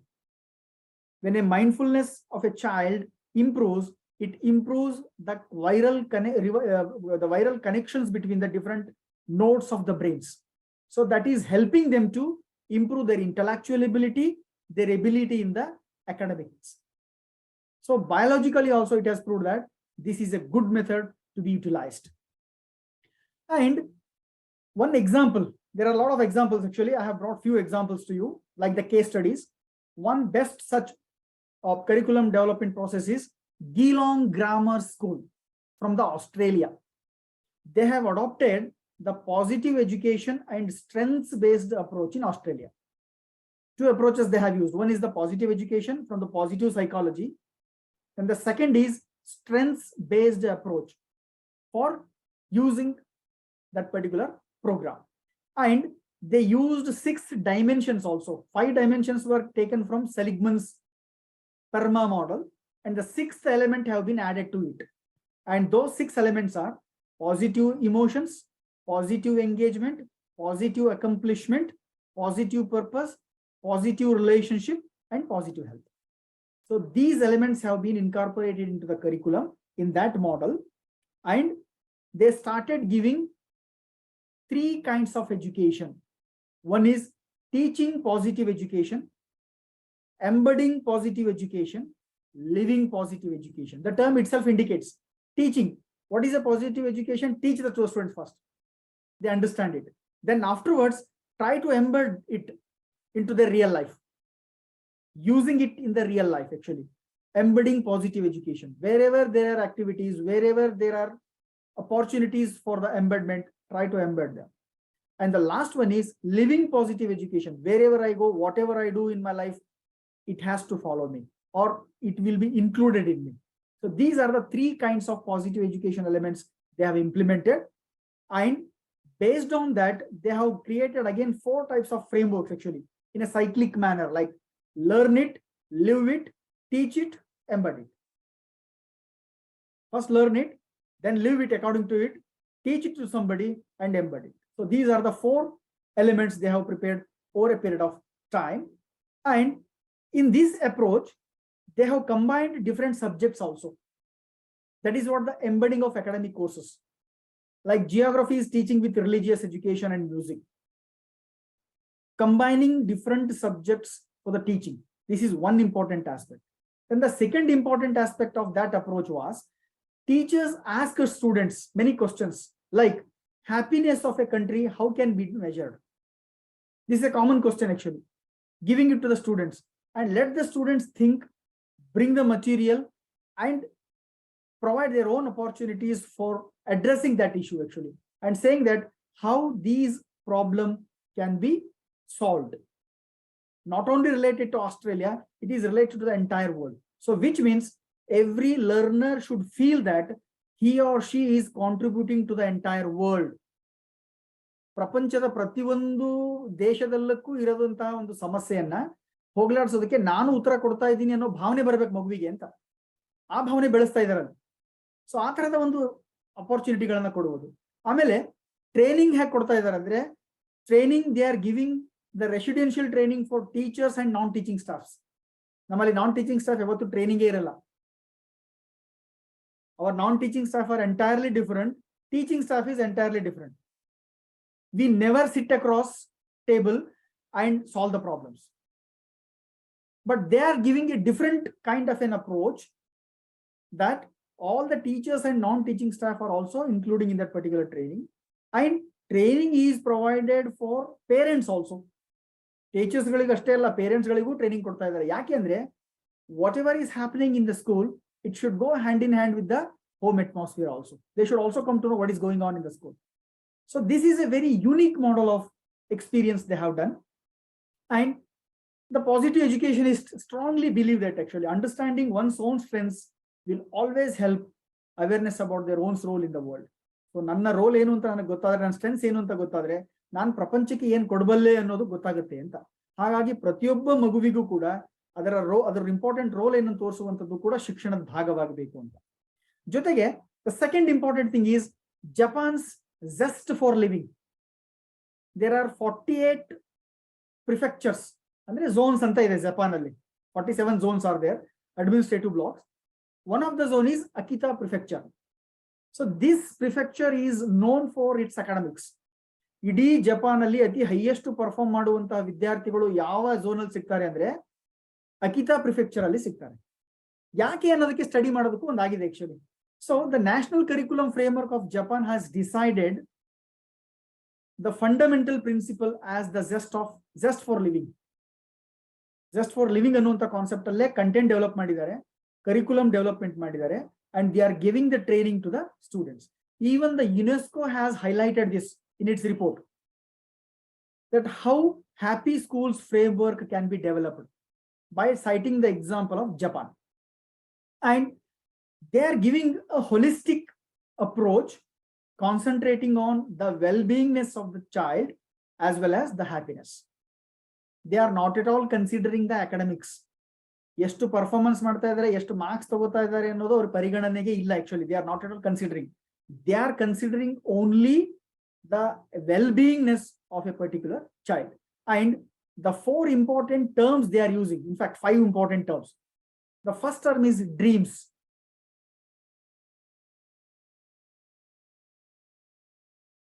ನಮ್ಮಲ್ಲಿ dream dream dream ಅಂತ ಹೇಳ್ತಾನೆ ಇದ್ರು. Actually ಇವತ್ತಿಗೂ ಇದೆ dream 2020, isn't it? So they also thought of a dream actually. What is the dream of an individual? Next important element, motivation. How best we can motivate at every aspect. And compassion. See that it is not the just academic achievement or the cognitive ability, it is the compassion of an individual. How an individual treats the other individual, how an individual perceives the pain of other individual is important. And how an individual helps other individual in solving the problems. Compassion must be there. Creativity. How best an individual will contribute in an innovative way. And the last term is happy schools. So these are the 5 important vision of schools. ಪ್ರತಿಯೊಂದು ಶಾಲೆಯ vision ಇದಾಗಿದೆ Japan ಅಲ್ಲಿ, ಅಕಿತಾ prefecture ಅಲ್ಲಿ. And there will be no mentioning of achievements. Just compassionate human beings, loving each other, serving each other, helping each other, and living a happy life. And they have made 2 important aims. One is aware of their own potentials. Every child should be aware of his or her own potentials. ಆ ಮಗುವಿಗೆ ಏನ್ ಬರುತ್ತೆ ಅಂತ perfect ಆಗಿ ಗೊತ್ತಿರಬೇಕು. Is the child is good at writing, reading, talking, speaking, narrating, ಯಾವ್ದ್ರಲ್ಲಿದೆ, playing. Perfect ಆಗಿ ಟೀಚರ್ಸ್ಗಳು ಅದನ್ನ ಗೊತ್ತು ಮಾಡೋದಕ್ಕೆ ಸಹಾಯ ಮಾಡಬೇಕು, first thing. Then second important thing, building a warm and empathetic relationships. So that ethical value through dialogues. ಏನೇ ಡೌಟ್ಸ್ಗಳು, ಏನೇ clarifications ಇದ್ರು ಅದನ್ನ ಸಾಲ್ವ್ ಮಾಡ್ಕೊಂಡು ಒಂದು ಒಳ್ಳೆ ರ್ಯಾಪೋ ಬಿಲ್ಡ್ ಮಾಡೋದಿದೆಯಲ್ಲ, ಅದು ಬಹಳ ಇಂಪಾರ್ಟೆಂಟ್ ಆಗಿ. So these are the 2 important objectives, or you can consider them as the aims of Akita Board of Education. And in this process, almost 45% of the teachers are included for formulating the policies. ಇಂಡಿಯಾದಲ್ಲಿ ಇವತ್ತಿಗೂ ಪಾಲಿಸಿಗಳು ತಯಾರಾಗ್ತವೆ. ಎಷ್ಟು ಜನ ಟೀಚರ್ಸ್ಗಳು ಒಳಗಡೆ participate ಮಾಡ್ತಾರೆ ಅನ್ನೋದು ಪ್ರಶ್ನೆ, ಯಕ್ಷ ಪ್ರಶ್ನೆ. We don't know. Somebody will prepare the policy and they just provide that policy to us. They send the policy to us. That's all, by a copy and saying that this policy has to be implemented. But in Japan, this is not the case. Those who are the practitioners in the real situation, they participate in the policy making document. And even the policy making document will also be included by the parents, grandparents, and the community volunteers. ಬಹಳ ವಿಶೇಷ actually. Even the parent teacher association meeting ಆದ್ರೂ ಕೂಡ ನಮ್ಮಲ್ಲಿ ಬರೀ parents ಹೋಗ್ತೀವಿ, teachers ಹೋಗ್ತೀವಿ. Japan ಅಲ್ಲಿ ಅಕಿತಾ ಪ್ರೆಫೆಕ್ಚರ್ ಅಲ್ಲಿ relatives can also participate, grandparents can also participate, even some of the community volunteers. If somebody is good at some field, means if he or she wants to participate in the meeting, means yes, they can participate and suggest few things. So this is what a speciality they are following, so that every stakeholder of the education system is coming together and helping each other. And all the 7-day schools will be opened. And if any activity will be conducted, means they do it in a very collaborative manner. Most of the activities will be done by the students and parents and the volunteers and even the community leaders. So all the people will get an opportunity to combiningly work together and have the activities. So this is how they are building their community values. Students will come to know the value of community in the school itself by working with different stakeholders of the community. This is the speciality they are having. And even the school clubs and councils will be filled by 5th and 6th grade students. And not only just taking part in that, actually, they are also contributing to the activities.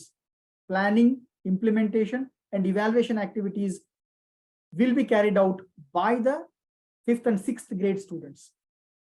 So ಶಾಲೆ ನಡೆಸುವಂಥದ್ದು ಬರೀ HMಗೆ ಅಥವಾ ಮ್ಯಾನೇಜ್ಮೆಂಟ್ಗೆ ಅಷ್ಟೇ ಪೂರಕವಾಗಿಲ್ಲ, ಅಥವಾ ಅಡ್ಮಿನಿಸ್ಟ್ರೇಷನ್ಗೆ ಅಷ್ಟೇ ಪೂರಕವಾಗಿಲ್ಲ. ಅಲ್ಲಿ ಇವನ್ ಮಕ್ಕಳು ಕೂಡ ಪ್ರತಿಯೊಂದು ಆಕ್ಟಿವಿಟಿಯಲ್ಲಿ ಪಾಲ್ಗೊಳ್ತಾರೆ. ಹಾಗಾಗಿ ಅವ್ರಿಗೆ ಎಲ್ಲವೂ ಗೊತ್ತಿದೆ. They come to know every aspect of the education system, the administration, the management, conduction of activities, evaluation patterns, and the role of the society members. So ಈ ತರ ಮಾಡಿದಾಗ naturally the sense of global citizenship ಅನ್ನು ನಾವು ಬೆಳೆಸೋದಕ್ಕೆ ಸಾಧ್ಯ ಆಗುತ್ತೆ. ಆಮೇಲೆ ಒಂದು important aspect, ಜಪಾನ್ನ ಕೆಲವೊಂದು ಶಾಲೆಗಳಲ್ಲಿ ಕ್ಲಾಸ್ ರೂಮ್ಸೇ ಇಲ್ಲ. No walls at all. They are the open classrooms. Why? Means to bring the transparency in the teaching process. The other teachers can also come and sit in the classroom. And if somebody wants to listen the class, means yes, they can listen it actually. And this is what also UNESCO highlighted in 2016. These are the best practices. And the third important case is PEN resilience program in UK. UK have developed their own program actually by having a team of psychologists. Pennsylvania University, actually. The aim of this project was to prevent the adolescent depression, because adolescent is a period of dynamism, as we can say, isn't it? It's like a pendulum, it rotates from one mood to other mood. To bring that down, to minimize the depression, what kind of program and what kind of plan we can have. So they thought and brought the PEN resilience program. For that, they have listed 6 important competencies. Adolescent period ಅಲ್ಲಿ 6 competencies ಗಳು ಬೆಳೆಯಲೇಬೇಕು ಅಂತ ಹೇಳ್ತಿದ್ದಾರೆ. ಅದರಲ್ಲಿ emotional intelligence, impulse control, optimistic thinking, flexible and accurate thinking, self-efficiency, efficacy, and connecting with others. So these are the 6 resilience competencies they are going to develop with that. And how was the program? Program was, it's 18 sessions. 18 sessions ಗಳಿವೆ 1 hour. Normally 6 to 30 students in a separate classes, they organize this. And teachers will induce these concepts through skits, discussions, quizzes, role play, and hypothetical scenarios. So there is no direct teaching actually. They use these strategies for inducing those concepts. And students, when they learn something, they have to use and apply those skills in day-to-day life experiences. It is not just learning and going to home. No, they have to use it in the real life situations. That is the important thing. And they have adopted 5 steps problem solving approach. It's very unique. The first step is stop and think. If some problem arises, means they say that stop and think. Stop and think means think in a cool mood regarding the objectives and goals of that particular area. Second one, evaluate the situation. Look for the clues, consider others' perspectives also, not just one's perspective, what others think, what others are saying about that. So evaluate the situation. Then third one, brainstorm about the solutions creatively. So possible solutions can be found out and let them list in a proper manner. That's how we do. And the fourth one, based on that particular list, decide what to do. The best option. It may be for short term or it may be for long term goals. And the last one is go for the goal. Decide it, implement it. So this is how they train their students in a 5-step approach to solve the problems. It's not the academic problems, it is for the day-to-day problems as well. And the fourth important case is Bhutan. We all know that the world is talking about gross domestic product, GDP. We always think which country stands high in GDP, which is the richest country, which is the powerful country. But Bhutan is exactly opposite to that actually. They are thinking of the gross national happiness. No other country is thinking on that. So Bhutan stands high in National Happiness Index because they are working on that. And the aim of that education blueprint is creating an educated, enlightened society of gross national happiness. So what to develop then? Build the positive school culture and learner holistic development. These are the 2 dimensions they have considered for developing the national happiness. And these principles will be imparted through meditation, mind training, and that gross national happiness will be brought into the curriculum and implemented into the curriculum for the holistic assessment. They assess their children in a holistic manner and broader learning environments, not in just classroom environment. They assess in a different environment also, and media literacy and critical thinking skills. So these are the values they have brought into the curriculum and they are training their children. And there are 9 important attributes they are considering: the knowledge and understanding, intellectual competence, communicative competence, enduring habit and lifelong learning, family, community, and national values. See, this is very important. Values related to family, values related to community, and values related to nation. They are training these things to the students. And spirituality and character. Physical well-being, which is quite normal in all the countries actually. And the best part is world readiness. This is very unique. How a child is prepared to face the world, to prepare the best citizen to the world, is the world readiness. And the teachers are not teaching these concepts directly to the students. They are making the students to implement it in the day-to-day life situation. And the 4 important factors, the life-giving aspects like air, water, fire, and soil. How these elements are used properly without destructing. Air pollution, water, naವೆಲ್ಲ ಹೇಳ್ಕೊಡ್ತೀವಿ actually, but ಅವುಗಳನ್ನ ಹಾಳು ಮಾಡಲಾರದೆ ನಾವು ಹೇಗೆ ಬದುಕಬೇಕು ಅನ್ನುವಂಥದ್ದು ಹೇಳ್ಕೊಡ್ತಾ ಇದ್ದಾರೆ. That is the important thing. That is the real happiness. And there are 8 indicators for gross national happiness. Yaudu? Naturally or environmentally green, intellectually green. See, this is very important. How to be intellectually green? Whatever I think, whatever I do, I should do by considering the greenliness without spoiling the environment. If I do the things, if I think, that is the intellectual greenery. Then academic greenery, social greenery, cultural greenery, spiritual greenery, aesthetic greenery, moral greenery. In all the aspects, the greenery element is being incorporated.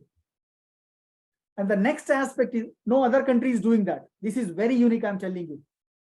Now, a term actually, but Bhutan is doing exceedingly well. And UNESCO, as you all know that actually, there are 4 important pillars of learning: learning to know, learning to do, learning to be, and learning to live together. This is what is required. To bring the harmony and peace in the society, we must apply these learning pillars properly. That is what UNESCO is telling. And the next, Finland. Finland is also doing very good. The best education model we find in Finland, because the uniqueness of their education system. Till the age of 7, the child will not go to the school. This is their uniqueness. And a lot of research has been also done actually. And till today, many of the education systems of the country are being followed by this method actually. They are following good methods of Finland.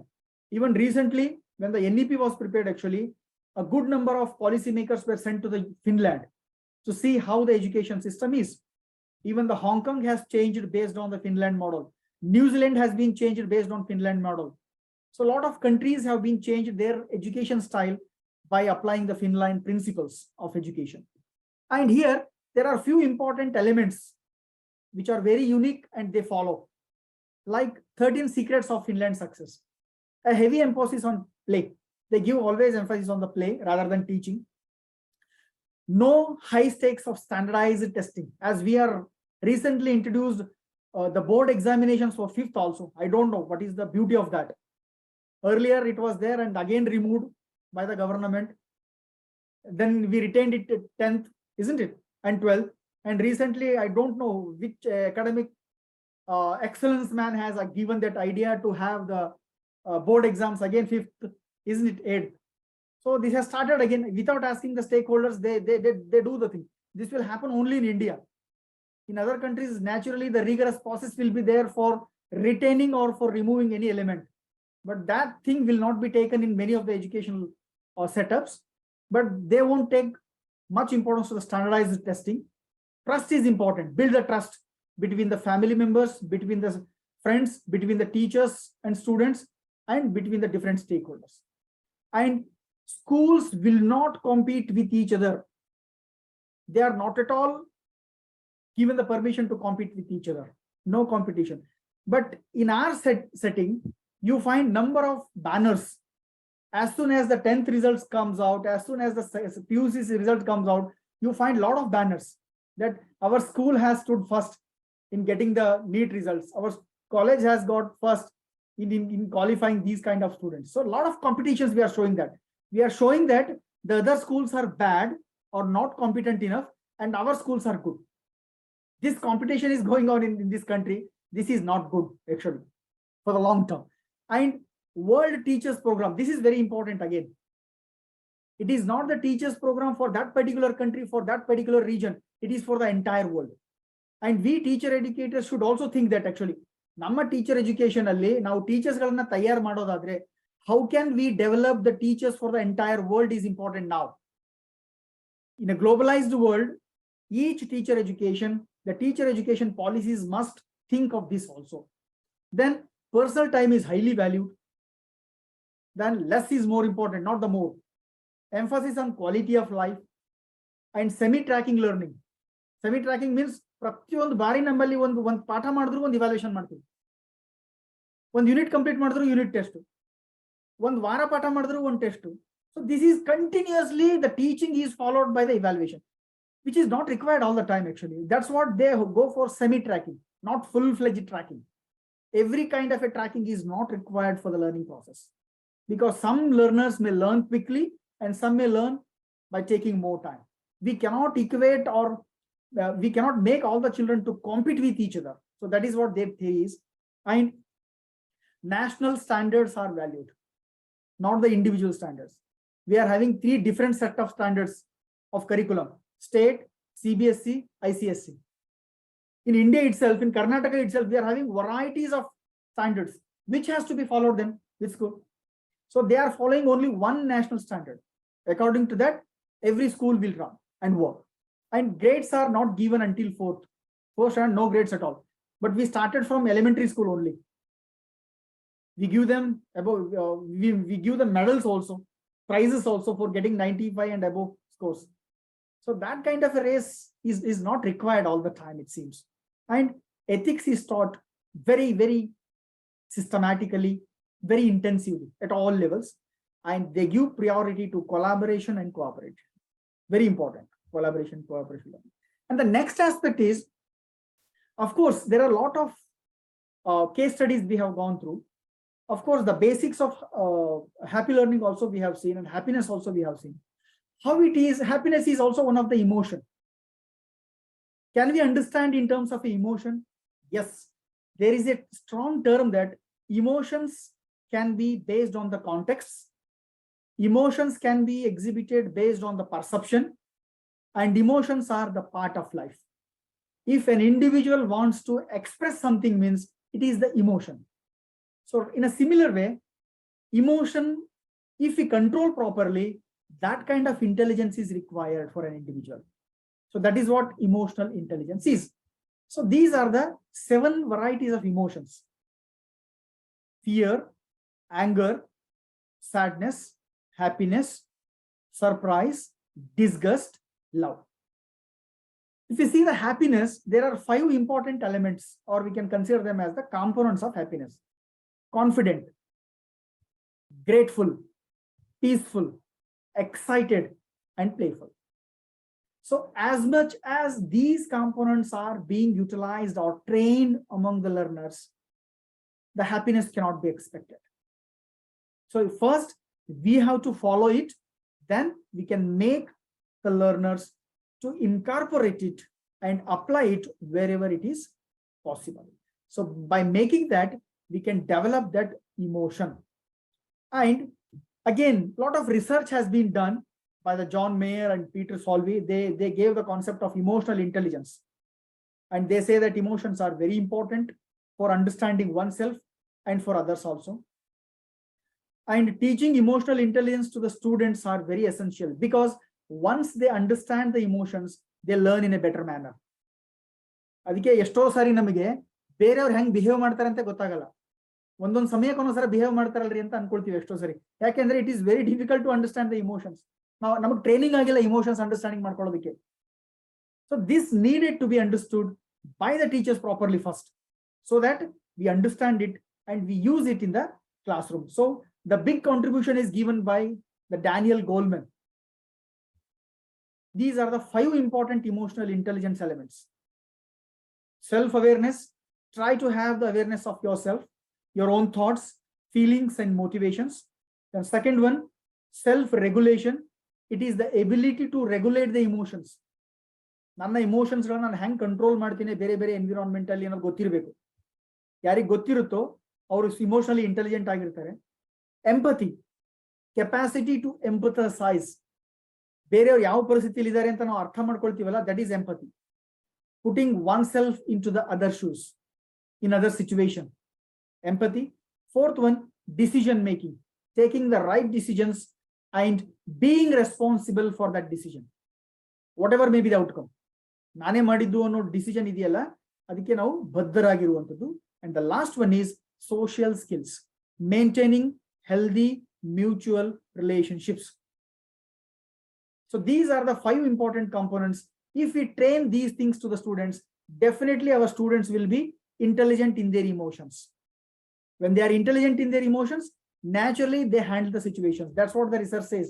There is a strong relationship between emotional intelligence and the happiness. ಪ್ರಪಂಚದಲ್ಲಿ ಯಾರು ತುಂಬಾ happy ಆಗಿದ್ದಾರೆ ಅಂತಂದ್ರೆ, ಯಾರು emotionally ತುಂಬಾ intelligent ಆಗಿದಾರೋ ಅವ್ರು happy ಆಗಿದ್ದಾರೆ.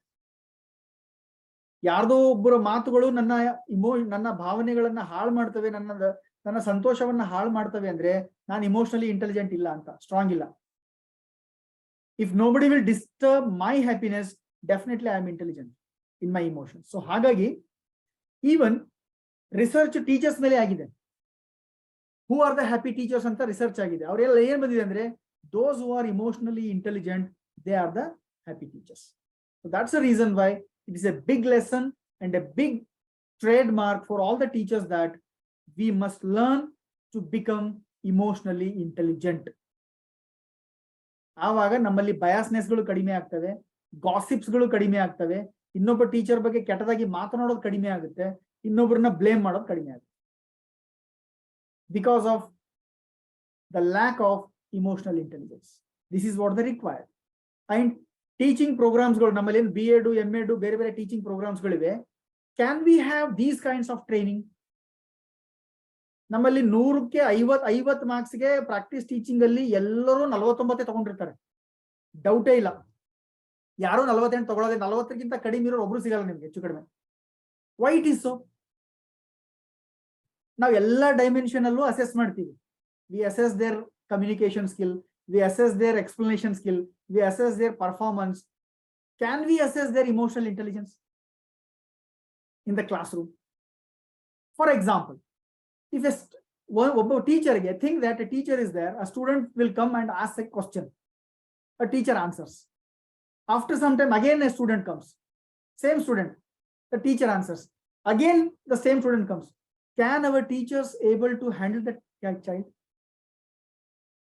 ಒಬ್ಬ ವಿದ್ಯಾರ್ಥಿಗೆ ನಾನು 10 ಸಾರಿ ಬಂದರೂ ಕಲಿಸ್ಕೊಡಬಲ್ಲೆ ಅನ್ನುವಂತಹ ಇಮೋಷನಲ್ ಮೆಚುರಿಟಿ ನಮ್ಮ ಟೀಚರ್ಗಳಿಗೆ ಇದೆಯಾ? This is a big question. ನಾನು ಚೆನ್ನಾಗಿ ಪಾಠ ಮಾಡಬಲ್ಲೆ ಅನ್ನೋ ಕೆಪಾಸಿಟಿ ಇದೆ ಅವರಿಗೆ. ನನ್ನ ವಿದ್ಯಾರ್ಥಿಗಳು ಕಲಿಯಲ್ಲ ಅಂತ ಬಂದವರಿಗೂ ನಾನು ಕಳಿಸ್ತೀನಿ ಅನ್ನುವಂತಹ ಇಮೋಷನಲ್ ಮೆಚುರಿಟಿ ಇದೆಯಾ? Can we have this dimension in the teaching learning process? Can we assess these things? If somebody will talk to you in a wrong manner, still I manage my feelings and talk good about that person. Can we develop such teachers to the world? ಬೇರೆ ಯಾರೋ teacher ನನಗೆ ಬೈದ್ರು ಅಂದ ತಕ್ಷಣ ನಾನು ಬೈದ್ಬಿಡ್ತೀನಿ. ಸ್ಟೂಡೆಂಟ್ಸ್ಗಳು ಇದಾರೆ ಇಲ್ಲ ಅಂತ ನೋಡಲ್ಲ ನಾನು. I won't see who is there. Can we have such kind of maturity so that we become the models for the students? So this is what required. And these are the 54 factors we have elicited. Based on all my presentation, I have elicited the 54 teaching factors. If teachers can utilize these factors in the teaching learning process, definitely students will learn in a happy manner.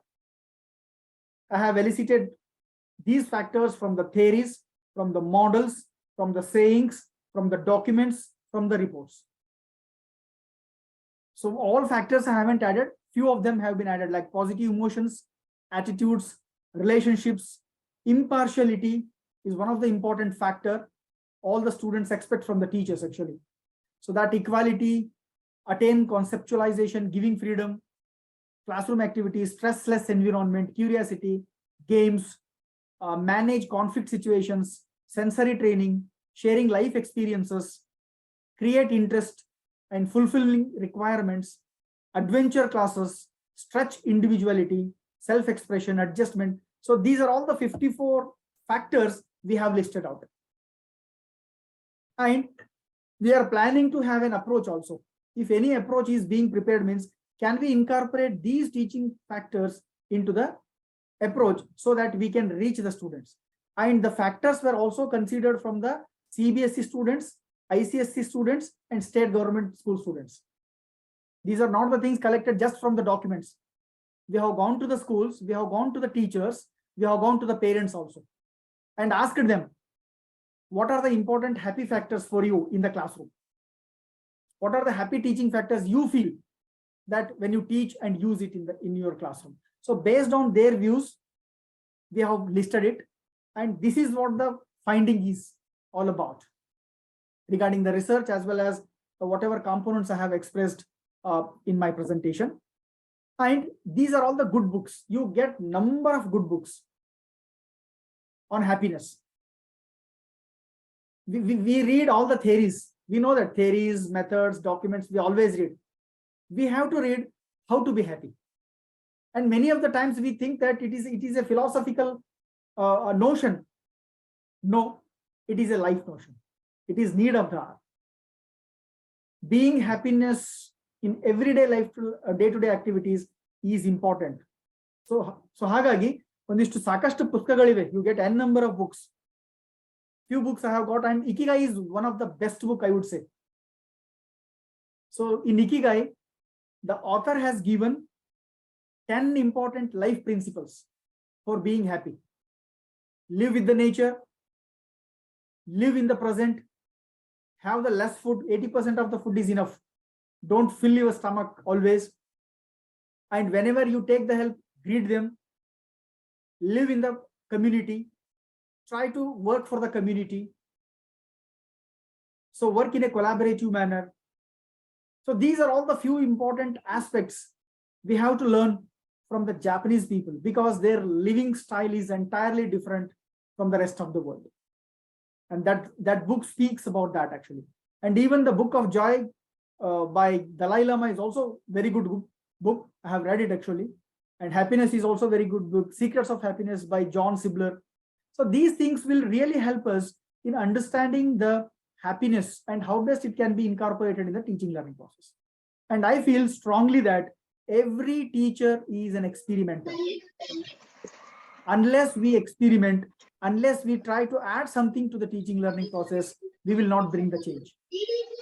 It is not that there are prepared methods, there are prepared techniques and PI model is there. The same thing has to be taught to the students. Yes, of course, that will be there.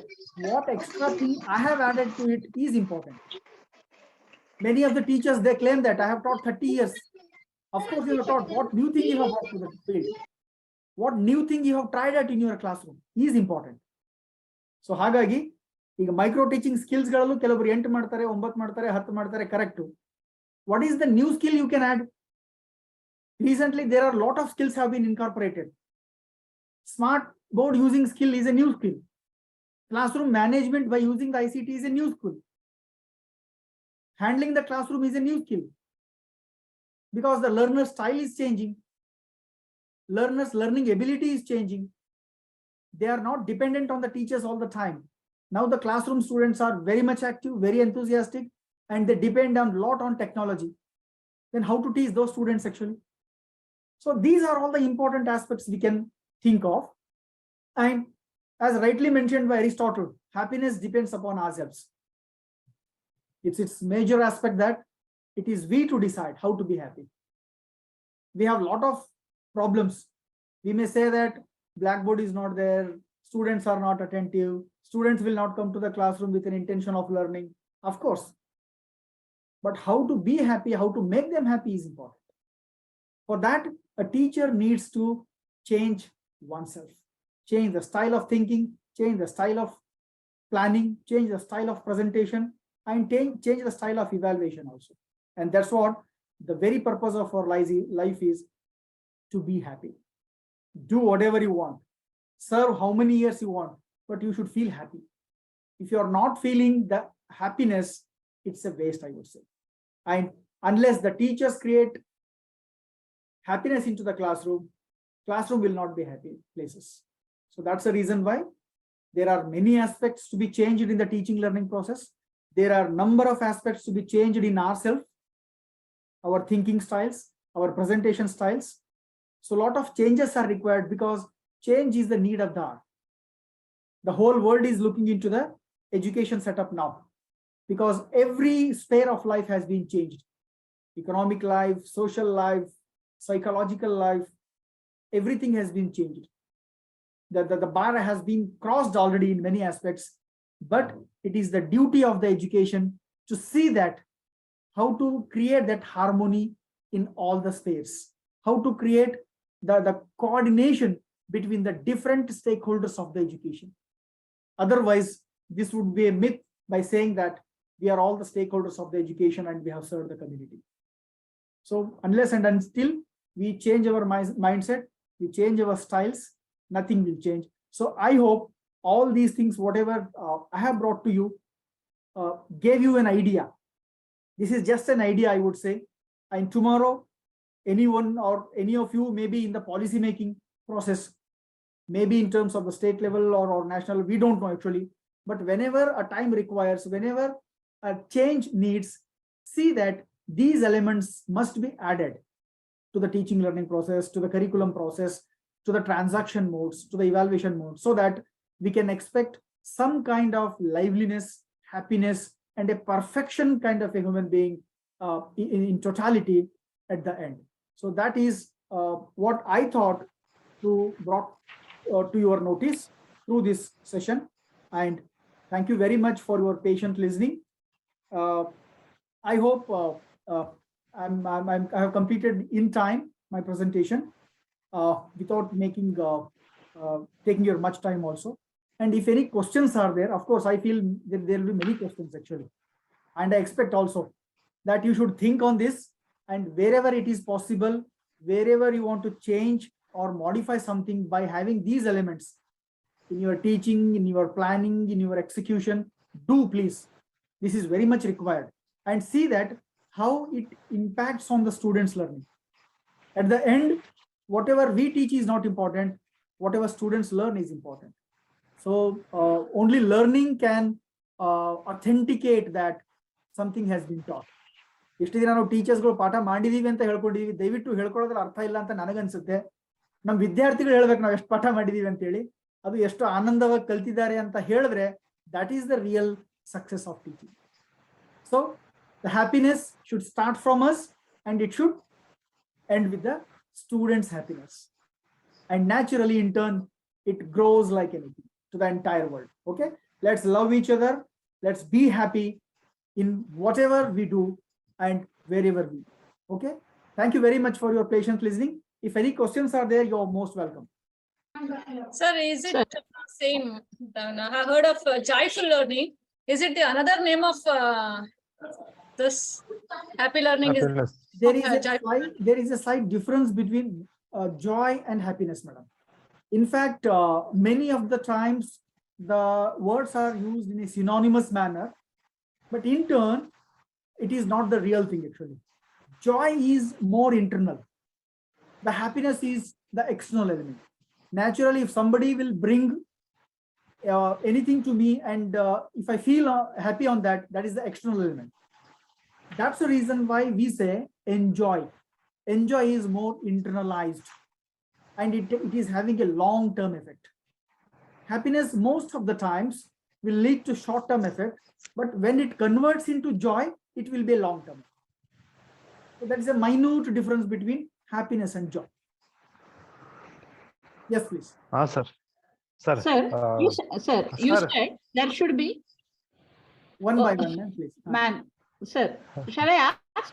Sir, according to you, there should be a good chemistry in happiness between the students and the teachers. But these students are there in the school environment only hardly for 6 to 7 hours. But rest of the 10 to 12 or 14 hours, they are there at home. But many intervening variables are there at home, like drunkard parents or deserted parents or whatever other things. So all their such negative points, they are not coming in between in their happiness, sir. Is there any solution for these things? One thing, ma'am. See, society is a replica of the school, right? Yes. Exactly. We accept this now. One thing. And the second important thing is, if a child is available in the classroom or in the school for 5 to 6 hours, means it is the quarter of the day, right? Most of the time, that is the precious time of a child belongs to the school or spends in the school only. If we fail to develop the vital competencies which we are expecting to be developed, then who will do that, ma'am? It is the prime responsibility of the education system to change, modify, and nurture the important values and talents. And that is what we thought, designed the curriculum, and framed the education structure. And we strongly believe that we can change the students. That's the reason why we started schools and colleges. If we are not performing our duties in a proper manner, means that may result in terms of lack of some of the competencies among the students, and in turn it is affecting the society also. We don't have any other go. ಮೊದಲು ಶಿಕ್ಷಣ ಇರ್ಲಾರ್ದಾಗ ಶಿಕ್ಷಣ ಹೀಗೆ ಕೊಟ್ರೆ ಸರಿಯಾಗುತ್ತೆ, ನಾವು ಸಮಾಜವನ್ನ ಬದಲಾವಣೆ ಮಾಡಬಹುದು ಅಂತ ಅನ್ಕೊಂಡೇ ಶುರು ಮಾಡಿದೀವಿ. ನಾವೇ ಬದಲಾವಣೆ ಮಾಡಕ್ ಆಗಲ್ಲ ಅಂದ್ರೆ ಪ್ರಪಂಚದಲ್ಲಿ ಯಾರು ಅದನ್ನ ಮಾಡಕ್ ಆಗಲ್ಲ ಅಂತ.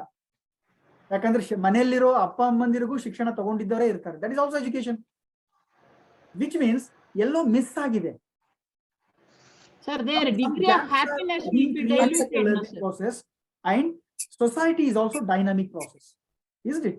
There are a lot of revolutions and counter revolutions will be going on all the time, and it is the duty of the education to see that how to neutralize that counter revolution.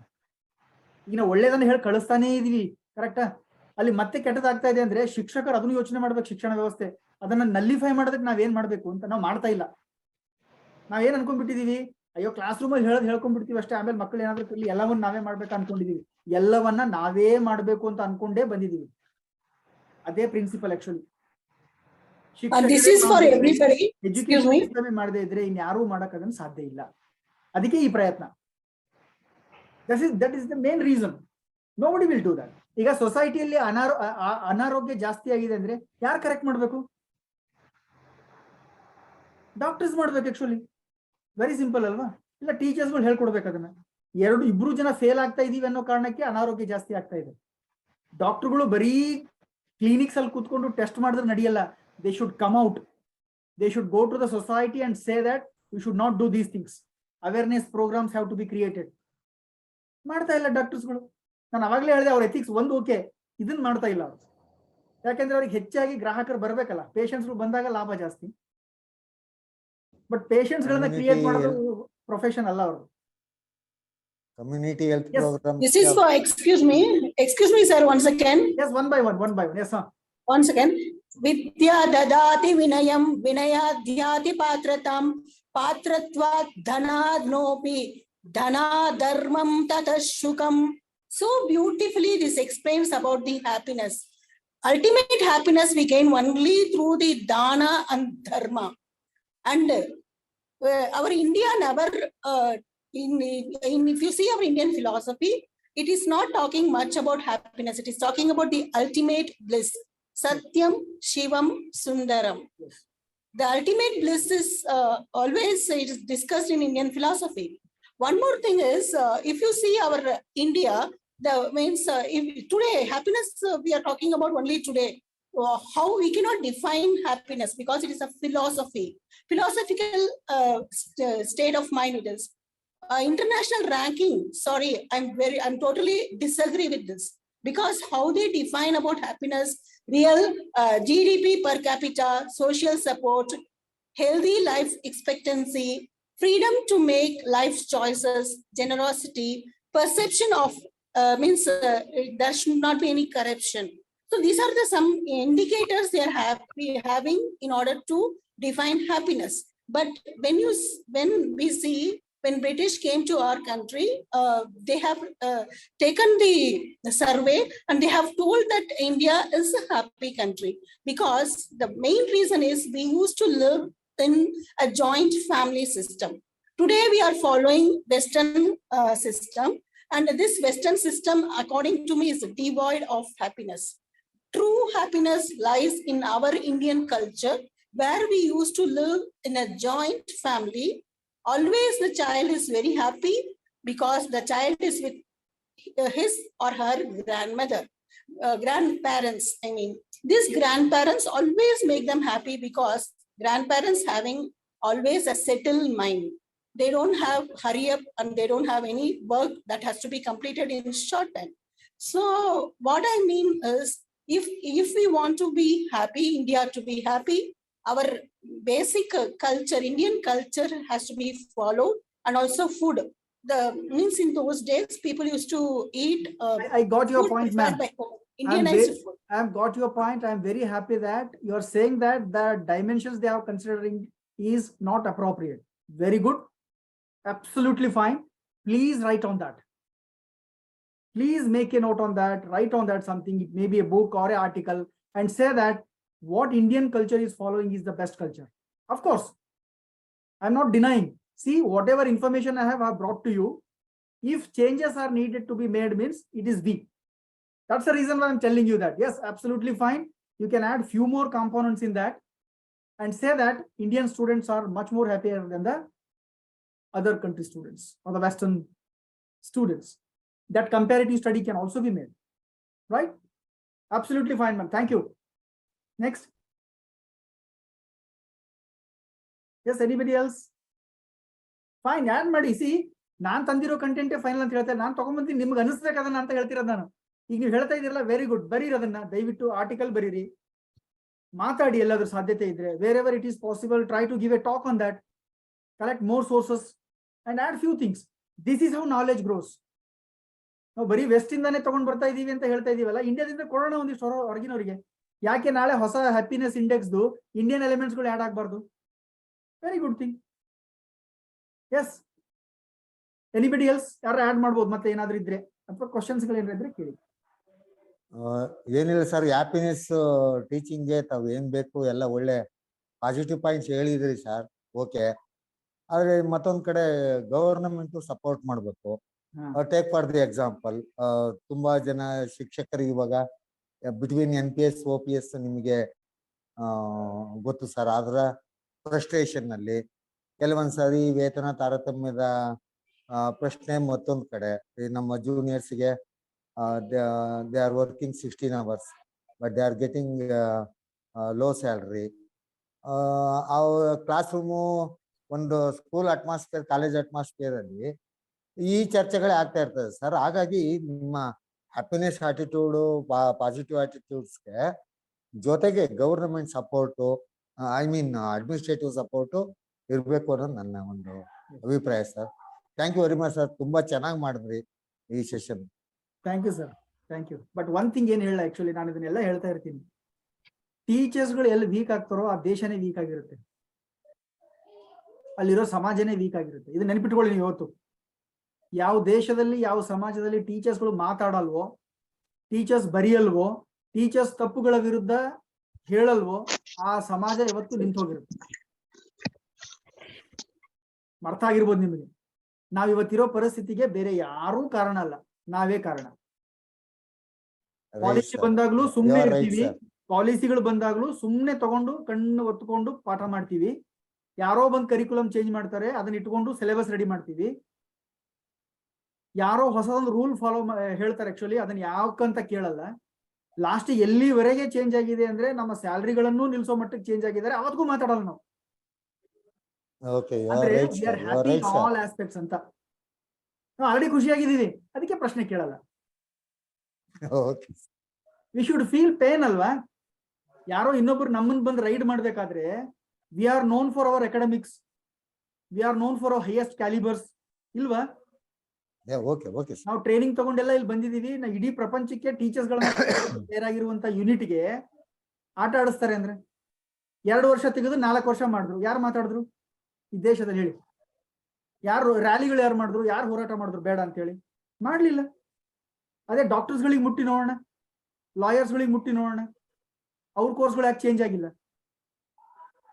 Y MBBS and law courses have been not changed because of their power. Teacher ಯಾಕೆ ಆಗ್ತಾ ಇದೆ ಅಂದ್ರೆ, ಅವ್ರು ಬೀದಿಗೆ ಬರ್ತಾರೆ ಎಲ್ಲ ಡಾಕ್ಟರ್ಗಳು. ನಾವು ಬರ್ತೀವ ಶಾಲೆ ಎಲ್ಲರೂ, ಕಾಲೇಜ್ಗಳು ಬಿಟ್ಬಿಟ್ಟು ಹೊರಗಡೆ ಬರ್ತೀವ, ಪಾಠ ಮಾಡಲ್ಲ ಅಂತ ಬಂದಿಲ್ಲ ನಾವು. ಅದಕ್ಕೆ ನಾನು ಹೇಳಿದ್ದೆ ಆಕ್ಚುಲಿ 1 ವರ್ಷದ B.Ed 2 ವರ್ಷ ಆದಾಗ ನಾನು ಇಡೀ ರಾಜ್ಯದಲ್ಲಿ ಟ್ರೈನಿಂಗ್ ಕೊಟ್ಟಿದ್ದೀನಿ. ಎಡ್ವೊಟೆ ಕಮಿಟಿಯಲ್ಲಿ ನಾನು ಮೆಂಬರ್ ಆಗಿದ್ದೆ. ನಾನು ಅವಾಗ ಹೇಳಿದ್ದೆ, ನೀಡ್ ಎಷ್ಟಿದೆಯೋ ಅಷ್ಟು ಓಕೆ. 1 ರಿಂದ 2 ವರ್ಷ ನಾವು ಎಷ್ಟೋ ಜನ ಆಸ್ಪೈರ್ ಮಾಡ್ತಿದ್ವಿ, ಕಮಿಟೀಸ್ಗಳಲ್ಲೂ ಹೇಳಿದ್ರು, ಇಟ್ ವಾಸ್ ಓಕೆ. ನೀವು ಈಗಲೂ ನಿಮ್ಮ ಸಮಸ್ಯೆಗಳನ್ನ ಹೇಳ್ಕೊಳ್ಳಾರ್ದೆ ಸುಮ್ಮನೆ ಬಿಟ್ರೆ ನಾಳೆ 2 ವರ್ಷ ಇರೋದು 4 ವರ್ಷ ಆಗುತ್ತೆ ಅಂತ ಹೇಳಿದ್ದೆ. 4 ವರ್ಷ ಆಗಿದೆ, ಆಗಿದೆಯಲ್ವಾ? Right sir, right sir. ಯಾರಿಗಾರ ಕೇಳಿದಾರ ಅವರು B.Ed ಕಾಲೇಜ್ ಪ್ರಿನ್ಸಿಪಲ್ಗಳಿಗೆ, ಸೀನಿಯರ್ ಟೀಚರ್ಸ್ಗಳಿಗೆ 4 ವರ್ಷ ಮಾಡ್ಬೇಕಂತ? ಮಾಡಿದ್ರೆ ಕಾಲೇಜ್ಗಳು ಉಳಿತಾವಂತೂ ಕೇಳಿಲ್ಲ, ಸ್ಟೂಡೆಂಟ್ಸ್ಗಳು ಅಡ್ಮಿಷನ್ ಆಗ್ತಾರ ಅಂತೂ ಕೇಳಿಲ್ಲ. ಎಲ್ಲಿ ಸರ್ವೆ ಆಗಿದೆ ಈ ದೇಶದಲ್ಲಿ? No survey at all. ನಾವು ನಮ್ಮ ಮಕ್ಕಳಿಗೆ ಹೇಳ್ಕೊಡ್ತೀವಿ ಮಾಡ್ಬೇಕಾದ್ರೆ ಎಲ್ಲ ಸಿಸ್ಟಮೆಟಿಕ್ ಆಗಿ ಮಾಡ್ಬೇಕು, ಸಿಸ್ಟಮೆಟಿಕ್ ಆಗಿ ಮಾಡ್ಬೇಕು ಅಂತ. ಒಂದು ದೊಡ್ಡ ಎಜುಕೇಶನ್ ಪ್ಲಾನಿಂಗೇ ಸಿಸ್ಟಮೆಟಿಕ್ ಆಗ್ಲಿಲ್ಲ ಈ ದೇಶದಲ್ಲಿ.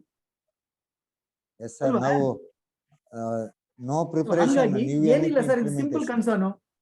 ನಾವು ಸಮಾಜದಲ್ಲಿರುವಂತಹ ಎಲ್ಲಾ ಎಲಿಮೆಂಟ್ಸ್ ಗಳನ್ನ ಅರ್ಥ ಮಾಡ್ಕೊಂಡು ಅದನ್ನ ತಿದ್ದುವಿಕೆಗೆ ಕೆಲಸ ಮಾಡಿದ್ರೆ ಟೀಚರ್ಸ್, ಇಲ್ಲಾಂದ್ರೆ ಟೀಚರ್ಸ್ ಅಲ್ಲ. ಒಂದು ಕಂಪ್ಯೂಟರ್ ಮಾಡುತ್ತೆ ಈ ಕೆಲಸನ, ಪಾಠ ಮಾಡೋ ಕೆಲಸ ಕಂಪ್ಯೂಟರ್ಗಳು ಮಾಡ್ತಾ ಇವೆ, CD-ಗಳು ಮಾಡ್ತಾ ಇವೆ ಆನ್ಲೈನ್ ಅಲ್ಲಿ. ಟೀಚರ್ಸ್ ಯಾಕೆ ಬೇಕು ಅಂದ್ರೆ to understand that feeling. Teachers feeling ಇರಬೇಕು. ಪಾಠ ಇಲ್ಲಿಂದಷ್ಟೇ ಮಾಡಕ್ಕಾಗಲ್ಲ, ಇಲ್ಲಿಂದ ಮಾಡ್ಬೇಕು. ಹೃದಯಕ್ಕೆ ಹತ್ರ ಇಟ್ಕೊಂಡು, ಮಕ್ಕಳನ್ನ ಹತ್ರ ಇಟ್ಕೊಂಡು, ಸಮಾಜನ ಹೃದಯದಲ್ಲಿ ಇಟ್ಕೊಂಡು ಕೆಲಸ ಮಾಡಿದ್ರೆ ನಮಗೆ ಸಮಾಜದಲ್ಲಿರೋ ತಪ್ಪುಗಳು ಕಾಣ್ತವೆ, ನಮ್ಮ ಜವಾಬ್ದಾರಿಗಳು ಅರ್ಥ ಆಗ್ತವೆ. So so that is a very simple thing. So ಹಾಗಾಗಿ ಥಿಂಕ್ ಆನ್ ದ್ಯಾಟ್. ಆಕ್ಚುಲಿ ಯೋಚನೆ ಮಾಡಿ, ನೀವು ನಂಬ್ತಿರೋ ಬಿಡ್ತಿರೋ 150 ಆರ್ಟಿಕಲ್ ಬರ್ದಿದ್ದೀನಿ ನಾನು ಎಜುಕೇಶನ್ ಸೆಕ್ಟರ್ ಮೇಲೆ, ನ್ಯೂಸ್ ಪೇಪರ್ಗಳಲ್ಲಿ. ಬರೀಬೇಕೆಲ್ರು. ಪ್ರತಿಯೊಂದು ಬಜೆಟ್ ಬಂದ ಮೇಲೆ ಅನಾಲಿಸಿಸ್ ಮಾಡ್ತೀವಿ, ಎಷ್ಟು ಬಜೆಟ್ ಬೇಕಾಗಿತ್ತು ಒಂದು ಎಜುಕೇಶನ್ ಸಿಸ್ಟಮ್ಗೆ ಅಂತ ಕರ್ನಾಟಕದಲ್ಲಿ. ಪ್ರತಿ ವರ್ಷ ಬಜೆಟ್ ಹೆಚ್ಚಾಗ್ತಾ ಇದೆಯಾ ಹಣ ನೋಡ್ಬೇಕು ನಾವು ಟೀಚರ್ಸ್ಗಳು. ಹೊಸ ಶಾಲೆಗಳು ತೆಗಿತೀನಿ, ಹೊಸ ಅಪಾಯಿಂಟ್ಮೆಂಟ್ಸ್ ಮಾಡ್ಕೋತೀನಿ ಅಂತ, ಹೊಸ ಅಪಾಯಿಂಟ್ಮೆಂಟ್ಸ್ ಆಗಿದೆಯಾ ನೋಡ್ಬೇಕು ಟೀಚರ್ಸ್ಗಳು. ಬರೀಬೇಕಾದ್ರ ಮೇಲೆ ಕಾನ್ಫರೆನ್ಸ್ ಸೆಮಿನಾರ್ಗಳು ಮಾಡ್ಬೇಕಾಗಿರೋದು ಯಾವುದೋ ದೇಶದ ಇದು ಕಾನ್ಸೆಪ್ಟ್ ಮೇಲೆ ಅಲ್ಲ ರೀ, ನಮ್ ಪ್ರಾಬ್ಲಮ್ಗಳು ತಗೊಂಡ್ ಮಾಡ್ಬೇಕು. ನಮ್ ಪ್ರಾಬ್ಲಮ್ ರಾಜ್ಯದಲ್ಲಿ ದೇಶದಲ್ಲಿ ಪ್ರಾಬ್ಲಮ್ಸ್ಗಳು ತಗೊಂಡು ಏನಾರ ಕಾನ್ಫರೆನ್ಸ್ ಆಗಿದೆ ಹೇಳಿ. ಅಪಾಯಿಂಟ್ಮೆಂಟ್ ರಿಲೇಟೆಡ್ ಒಂದು ಕಾನ್ಫರೆನ್ಸ್ ತೋರಿಸಿ, ಟೀಚಿಂಗ್ ಅವರ್ಸ್ ರಿಲೇಟೆಡ್ ಒಂದು ಕಾನ್ಫರೆನ್ಸ್ ತೋರಿಸಿ, ಒಂದು ಸೆಷನ್ ತೋರಿಸಿ, ಸಿಲೆಬಸ್ ರಿಲೇಟೆಡ್ ಎಲ್ಲಿ ತೋರಿಸಿದೀವಿ ಹೇಳಿ. ಇವತ್ತಿಗೂ ನಮ್ಗೆ ಟ್ಯೂಟೋರಿಯಲ್ಸ್ ಟೀಚಿಂಗ್ ಈಕ್ವಲೆಂಟ್ ಅಲ್ಲ ಅಂತ ಹೇಳುತ್ತೆ UGC. ಒಂದಿನಾದ್ರೂ ಹೋರಾಟ ಮಾಡಿದೀವ ನಾವು? ಮಾಡಿಲ್ಲ. ಅದನ್ನೇ ಹೇಳ್ತಾ ಇರೋದು. ಗೆಸ್ಟ್ ಫ್ಯಾಕಲ್ಟಿಗಳು ಇಟ್ಕೊಂಡು ಪಾಠ ಮಾಡ್ತಾ ಇದಾರೆ. Is it ideal? PG ಆದವರು ಪಾಠ ಮಾಡ್ರಿ, UGC ಆದವರು ಪಾಠ ಮಾಡ್ರಿ, PhD ಆದವರು ಪಾಠ ಮಾಡ್ರಿ, ಏನು ಡಿಫ್ರೆನ್ಸ್? ಎಲ್ಲನೂ ಒಂದೇನೆ, ಎಲ್ಲನೂ ಒಂದೇನೆ. ಒಂದೊಂದು 2 ಕಾಲೇಜ್ಗಳಲ್ಲಂತೂ ಒಬ್ರು ಇಬ್ಬರು ಇದ್ದಾರೆ, ಉಳಿದವರೆಲ್ಲ guest faculties. Is it ideal way to run the show? ಒಂದು ಪ್ರೈವೇಟ್ ಹೈಸ್ಕೂಲ್ ಅಲ್ಲಿ, ಪ್ರೈಮರಿ ಸ್ಕೂಲ್ ಅಲ್ಲಿ ಎಷ್ಟು ಸಿಸ್ಟಮೆಟಿಕ್ ಆಗಿ ನಡೆಯುತ್ತೆ ನೋಡಿ. How systematic they are. ಮತ್ತೆ ಈ ಇನ್ಸ್ಟಿಟ್ಯೂಷನ್ಸ್ ಗಳಿಗೆ ಏನಾಗಿದೆ ಹೈಯರ್ ಎಜುಕೇಶನ್ ಅಲ್ಲಿ, ಅದು ಟೀಚರ್ ಟ್ರೈನಿಂಗ್ ಅಲ್ಲಿ? Nobody is asking actually. ಅದನ್ನೇ ಹೇಳಿದ್ದು, ಸ್ಪೆಸಿಫಿಕ್ ಆಗಿ ಜನ ಇದಾರೆ ಅದಕ್ಕೆ. ಟೀಚರ್ ಕಾನ್ಸ್ಟಿಟ್ಯೂನ್ಸಿಯಿಂದ ಆರ್ಸ್ ಹೋಗುವಂತ ರಿಪ್ರೆಸೆಂಟೇಟಿವ್ಸ್ ಇದ್ದಾರೆ ಇಲ್ವಾ? ಅದನ್ನೇ ಹೇಳ್ತಿರೋದು. ಹ್ಯಾಂಗೂ ನಡೆಯುತ್ತೆ. So these are all the things. Unless we think and act, nothing will change. ನಾವು ಹಾಗೆ ಸುಮ್ಮನೆ ಬರ್ತಾ ಇರ್ತೀವಿ, ಹೋಗ್ತಾ ಇರ್ತೀವಿ ಅಷ್ಟೇ, ಏನಿಲ್ಲ. ಸೊ ಮಾಡಿ, ದಯವಿಟ್ಟು ಮಾಡಿ. ನಿಮ್ಮ ಅಸೋಸಿಯೇಷನ್ಗಳಿಂದ ಎಲ್ಲೆಲ್ಲಿ ಪ್ರಶ್ನೆಗಳು ಕೇಳಬೇಕು, ಎಲ್ಲೆಲ್ಲಿ ನಿಮ್ಮ ಕೂಗನ್ನ ಹಾಕಬೇಕು, ಎಲ್ಲೆಲ್ಲಿ ಮೆಮೊರಂಡಮ್ಗಳನ್ನ ಕೊಡಬೇಕು, ಕೊಡಿ ದಯವಿಟ್ಟು, ಕೊಡಿ ದಯವಿಟ್ಟು. ಶಿಕ್ಷಣ ವ್ಯವಸ್ಥೆ ಇವತ್ತು ಹಾಗೇನೆ ಡೈನಾಮಿಕ್ ಆಗಿರ್ಬೇಕು. ಹೆದರ್ಬೇಕ್ರಿ. ಟೀಚರ್ಸ್ ವಿರುದ್ಧ ಒಂದು ಪಾಲಿಸಿ ಮಾಡ್ತೀನಿ ಅಂದ್ರೆ ಹೆದರ್ಬೇಕು ಆಕ್ಚುಲಿ. ಅದು ಒಳ್ಳೆ ಶಿಕ್ಷಣ ವ್ಯವಸ್ಥೆ. ಇಲ್ಲಿ ಹೆದರಿಕೆನೇ ಇಲ್ಲ, ನಾವೇ ಹೆದರ್ಕೊಂಡು ಕುತ್ಕೋತೀವಿ. ನಾಳೆ ಇನ್ನೊಂದೇನು ಆರ್ಡರ್ ಬರುತ್ತೆ UGC ಇಂದ, ಸ್ಟೇಟ್ ಗವರ್ಮೆಂಟ್ ಇಂದ ಅಂತ ಅಲ್ವಾ? ಎಲ್ಲಿಂದ ಸಡನ್ ಆಗಿ ಬರುತ್ತದ ಆರ್ಡರ್. ಹಂಗೆ DSCRT ಇಂದ ತೆಗೆದ್ಬಿಟ್ಟು JD ಗೆ ಹಾಕಿದ್ರೆ ಆಕ್ಚುಲಿ, ಜಾಯಿಂಟ್ ಡೈರೆಕ್ಟರೇಟ್ಗೆ. ಯಾರ ಪ್ರಶ್ನೆ ಕೇಳಿದ್ರಿ ವೈ ಅಂತ? ಕರೆಕ್ಟಾ? Was it ideal? Was it needed? ಇದನ್ನ ತೆಗೆದು ಇನ್ನೊಂದಕ್ಕೆ ಹಾಕ್ತಾರೆ actually. These things will go. ಅಂದ್ರೆ ಅವ್ರವ್ರ ಅನುಕೂಲಕ್ಕೆ ತಕ್ಕ ಮಾಡ್ತಾ ಇದಾರೆ ಹೊರತು ನಮ್ಮ ಅನುಕೂಲಕ್ಕೆ ಅಲ್ಲ ಅದು ಅಂತ. It is not for the sake of education, it is for the sake of administration. There is a big difference. ಅವ್ರು ಅಡ್ಮಿನಿಸ್ಟ್ರೇಷನ್ ಮಾಡೋದಕ್ಕೆ ಮಾಡ್ತಾ ಇದಾರೆ, ಎಜುಕೇಶನ್ ಅಲ್ಲ ಅದು. ಎಜುಕೇಶನ್ ನಮಸ್ತೆ ಸರ್. ಎಸ್, ಒಂದ್ ನಿಮಿಷ. ಎಜುಕೇಶನ್ ಪ್ರಾಕ್ಟೀಸ್ ಈ ಇನ್ಸೆಂಟಿವ್ಸ್ ಕೊಡಬೇಕು ಅಂತ ಹೇಳಿದ್ರು ಒಂದು ಕಮಿಟಿ ಅಲ್ವಾ? ಕೊಡ್ಲೇ ಇಲ್ಲ ಅದು.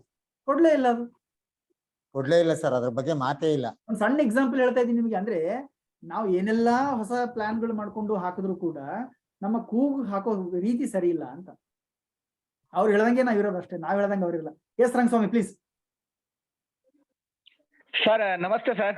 ನಮಸ್ತೆ ಸರ್. ತುಂಬಾ ಸೆಷನ್ ತುಂಬಾ ಚೆನ್ನಾಗಿ ಬಂತು ಸರ್. ನನ್ನ ಪ್ರಶ್ನೆ ಏನಪ್ಪಾ ಅಂತಂದ್ರೆ ಸರ್, ನೀವು ಹೇಳಿದ್ರಿ ಈಗ ತಾನೇ ಈಗ ಗೆಸ್ಟ್ ಫ್ಯಾಕಲ್ಟಿಗಳ ಹತ್ರ ಪಾಠ ಮಾಡಿಸ್ತಾ ಇದಾರೆ, ಹ್ಯಾಪಿನೆಸ್ ಎಲ್ಲಿ ಸಿಗುತ್ತೆ? ಯೂನಿವರ್ಸಿಟಿಗಳಲ್ಲಿ ಗೆಸ್ಟ್ ಫ್ಯಾಕಲ್ಟಿ ಈಗ ಇಡೀ ಎಂಟೇರು ಟೋಟಲಿ ಇಂಡಿಯಾದಲ್ಲೇ ಆ ಒಂದು ಪರಿಸ್ಥಿತಿ ಒದಗಿದೆ ಸರ್. ಜೊತೆಗೆ ಇನ್ನೊಂದು, ಈಗ ಅಶ್ವಥ್ ನಾರಾಯಣ ಒಂದು ಕಾನೂನನ್ನ ಹೊರಡಿಸಿದ್ದಾರೆ. ಏನಪ್ಪಾ ಅಂದ್ರೆ, ಈಗ ಎಲ್ಲಾ ಯೂನಿವರ್ಸಿಟಿಗಳಲ್ಲೂ ಕೂಡ 20% ಬಿಲೋ 20% ಬಂದ್ಬಿಟ್ಟಿದೆ ಲೆಕ್ಚರ್. ಜನರಲ್ ನಮ್ ರಿಲೇಟೆಡ್ ಕಾನ್ಸೆಪ್ಟ್ ಹೇಳಿ. ನಾವು ನೇಮ್ ಸ್ಪೆಸಿಫೈ ಮಾಡೋದು ಬೇಡ ಯಾರ್ದು. ಬಂದೇನಪ್ಪಾ ಅಂದ್ರೆ ಎಜುಕೇಶನ್ ಸಮಸ್ಯೆ ಅಷ್ಟೇ. PhD ರನ್ನಿಂಗ್ PhD ಮಾಡ್ತಾ ಇರ್ತಕ್ಕಂಥ ಸ್ಟೂಡೆಂಟ್ಸ್ ಹತ್ರ ನೀವು ಅವ್ರಿಗೆ ಪಿರಿಯಡ್ ಕೊಟ್ಟು ಅವ್ರ ಹತ್ರ ಪಾಠ ಮಾಡಿಸಿ ಅಂತ ಒಂದು ರೂಲ್ಸ್ ಅನ್ನ ಹೊರಡಿಸಿದ್ದಾರೆ. ಈಗ ಮಕ್ಕಳ ಹತ್ರ ನಾವು ಅವ್ರು PhD ಅವ್ರ ಬೇರೆ ಫೀಲ್ಡ್ ವರ್ಕ್ ಇರುತ್ತೆ, ಫೀಲ್ಡ್ ವರ್ಕ್ ಹೋಗ್ಬೇಕು, ಬೇರೆ ರಿಸರ್ಚ್ ವರ್ಕ್ ಇರುತ್ತೆ, ರಿಸರ್ಚ್ ವರ್ಕ್ ಮಾಡ್ಬೇಕು. ಜೊತೆಗೆ ಅವ್ರಿಗೆ ನಾವು ಪಿರಿಯಡ್ ಅನ್ನ ಅಲರ್ಟ್ ಮಾಡಿ ಅವ್ರಿಗೆ ಪಾಠ ಮಾಡಿ ಅಂತ ಹೇಳಿದ್ರೆ, ನೀವ್ ಹೇಳ್ದಂಗೆ ಆ ಲೆಕ್ಚರರ್ಸ್ ಹತ್ರನೂ ಕೂಡ ಹ್ಯಾಪಿನೆಸ್ ಇರಲ್ಲ, ಮತ್ತೆ ಅವ್ರ ಹತ್ರ ಪಾಠ ಕೇಳ್ತಕ್ಕಂಥ ಸ್ಟೂಡೆಂಟ್ಸ್ ಹತ್ರ ಹ್ಯಾಪಿನೆಸ್ ಇರಲ್ಲ.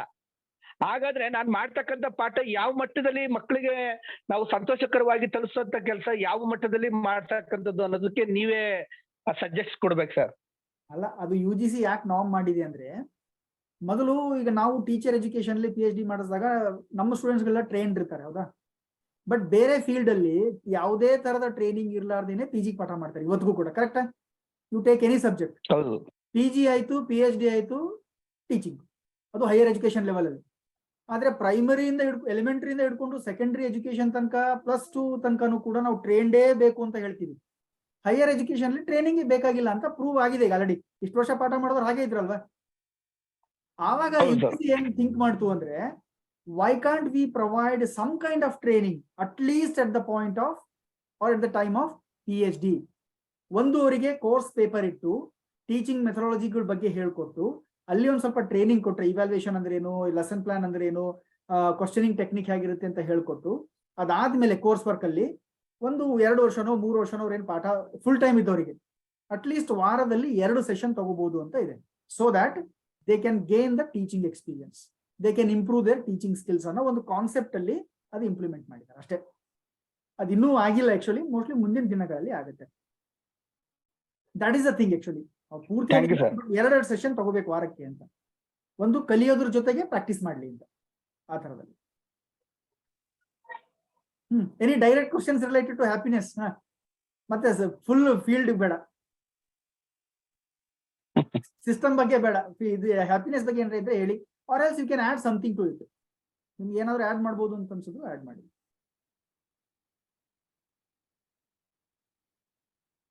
ಓಕೆ, ಏನೂ ಇಲ್ಲ ಅಂದ್ರೆ ಬಹಳ ಸಂತೋಷ.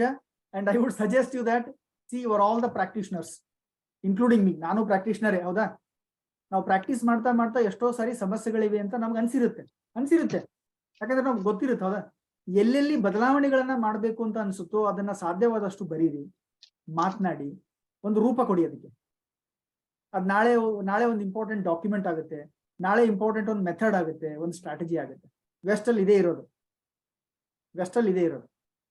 ನೀವು ಯಾವುದೋ ಒಂದು ಸಣ್ಣ ಲೆಸನ್ ಪ್ಲಾನ್ ಮಾಡಿ ಕೊಟ್ಟರು ಅದು ನಿಮ್ ಕಾಂಟ್ರಿಬ್ಯೂಷನ್.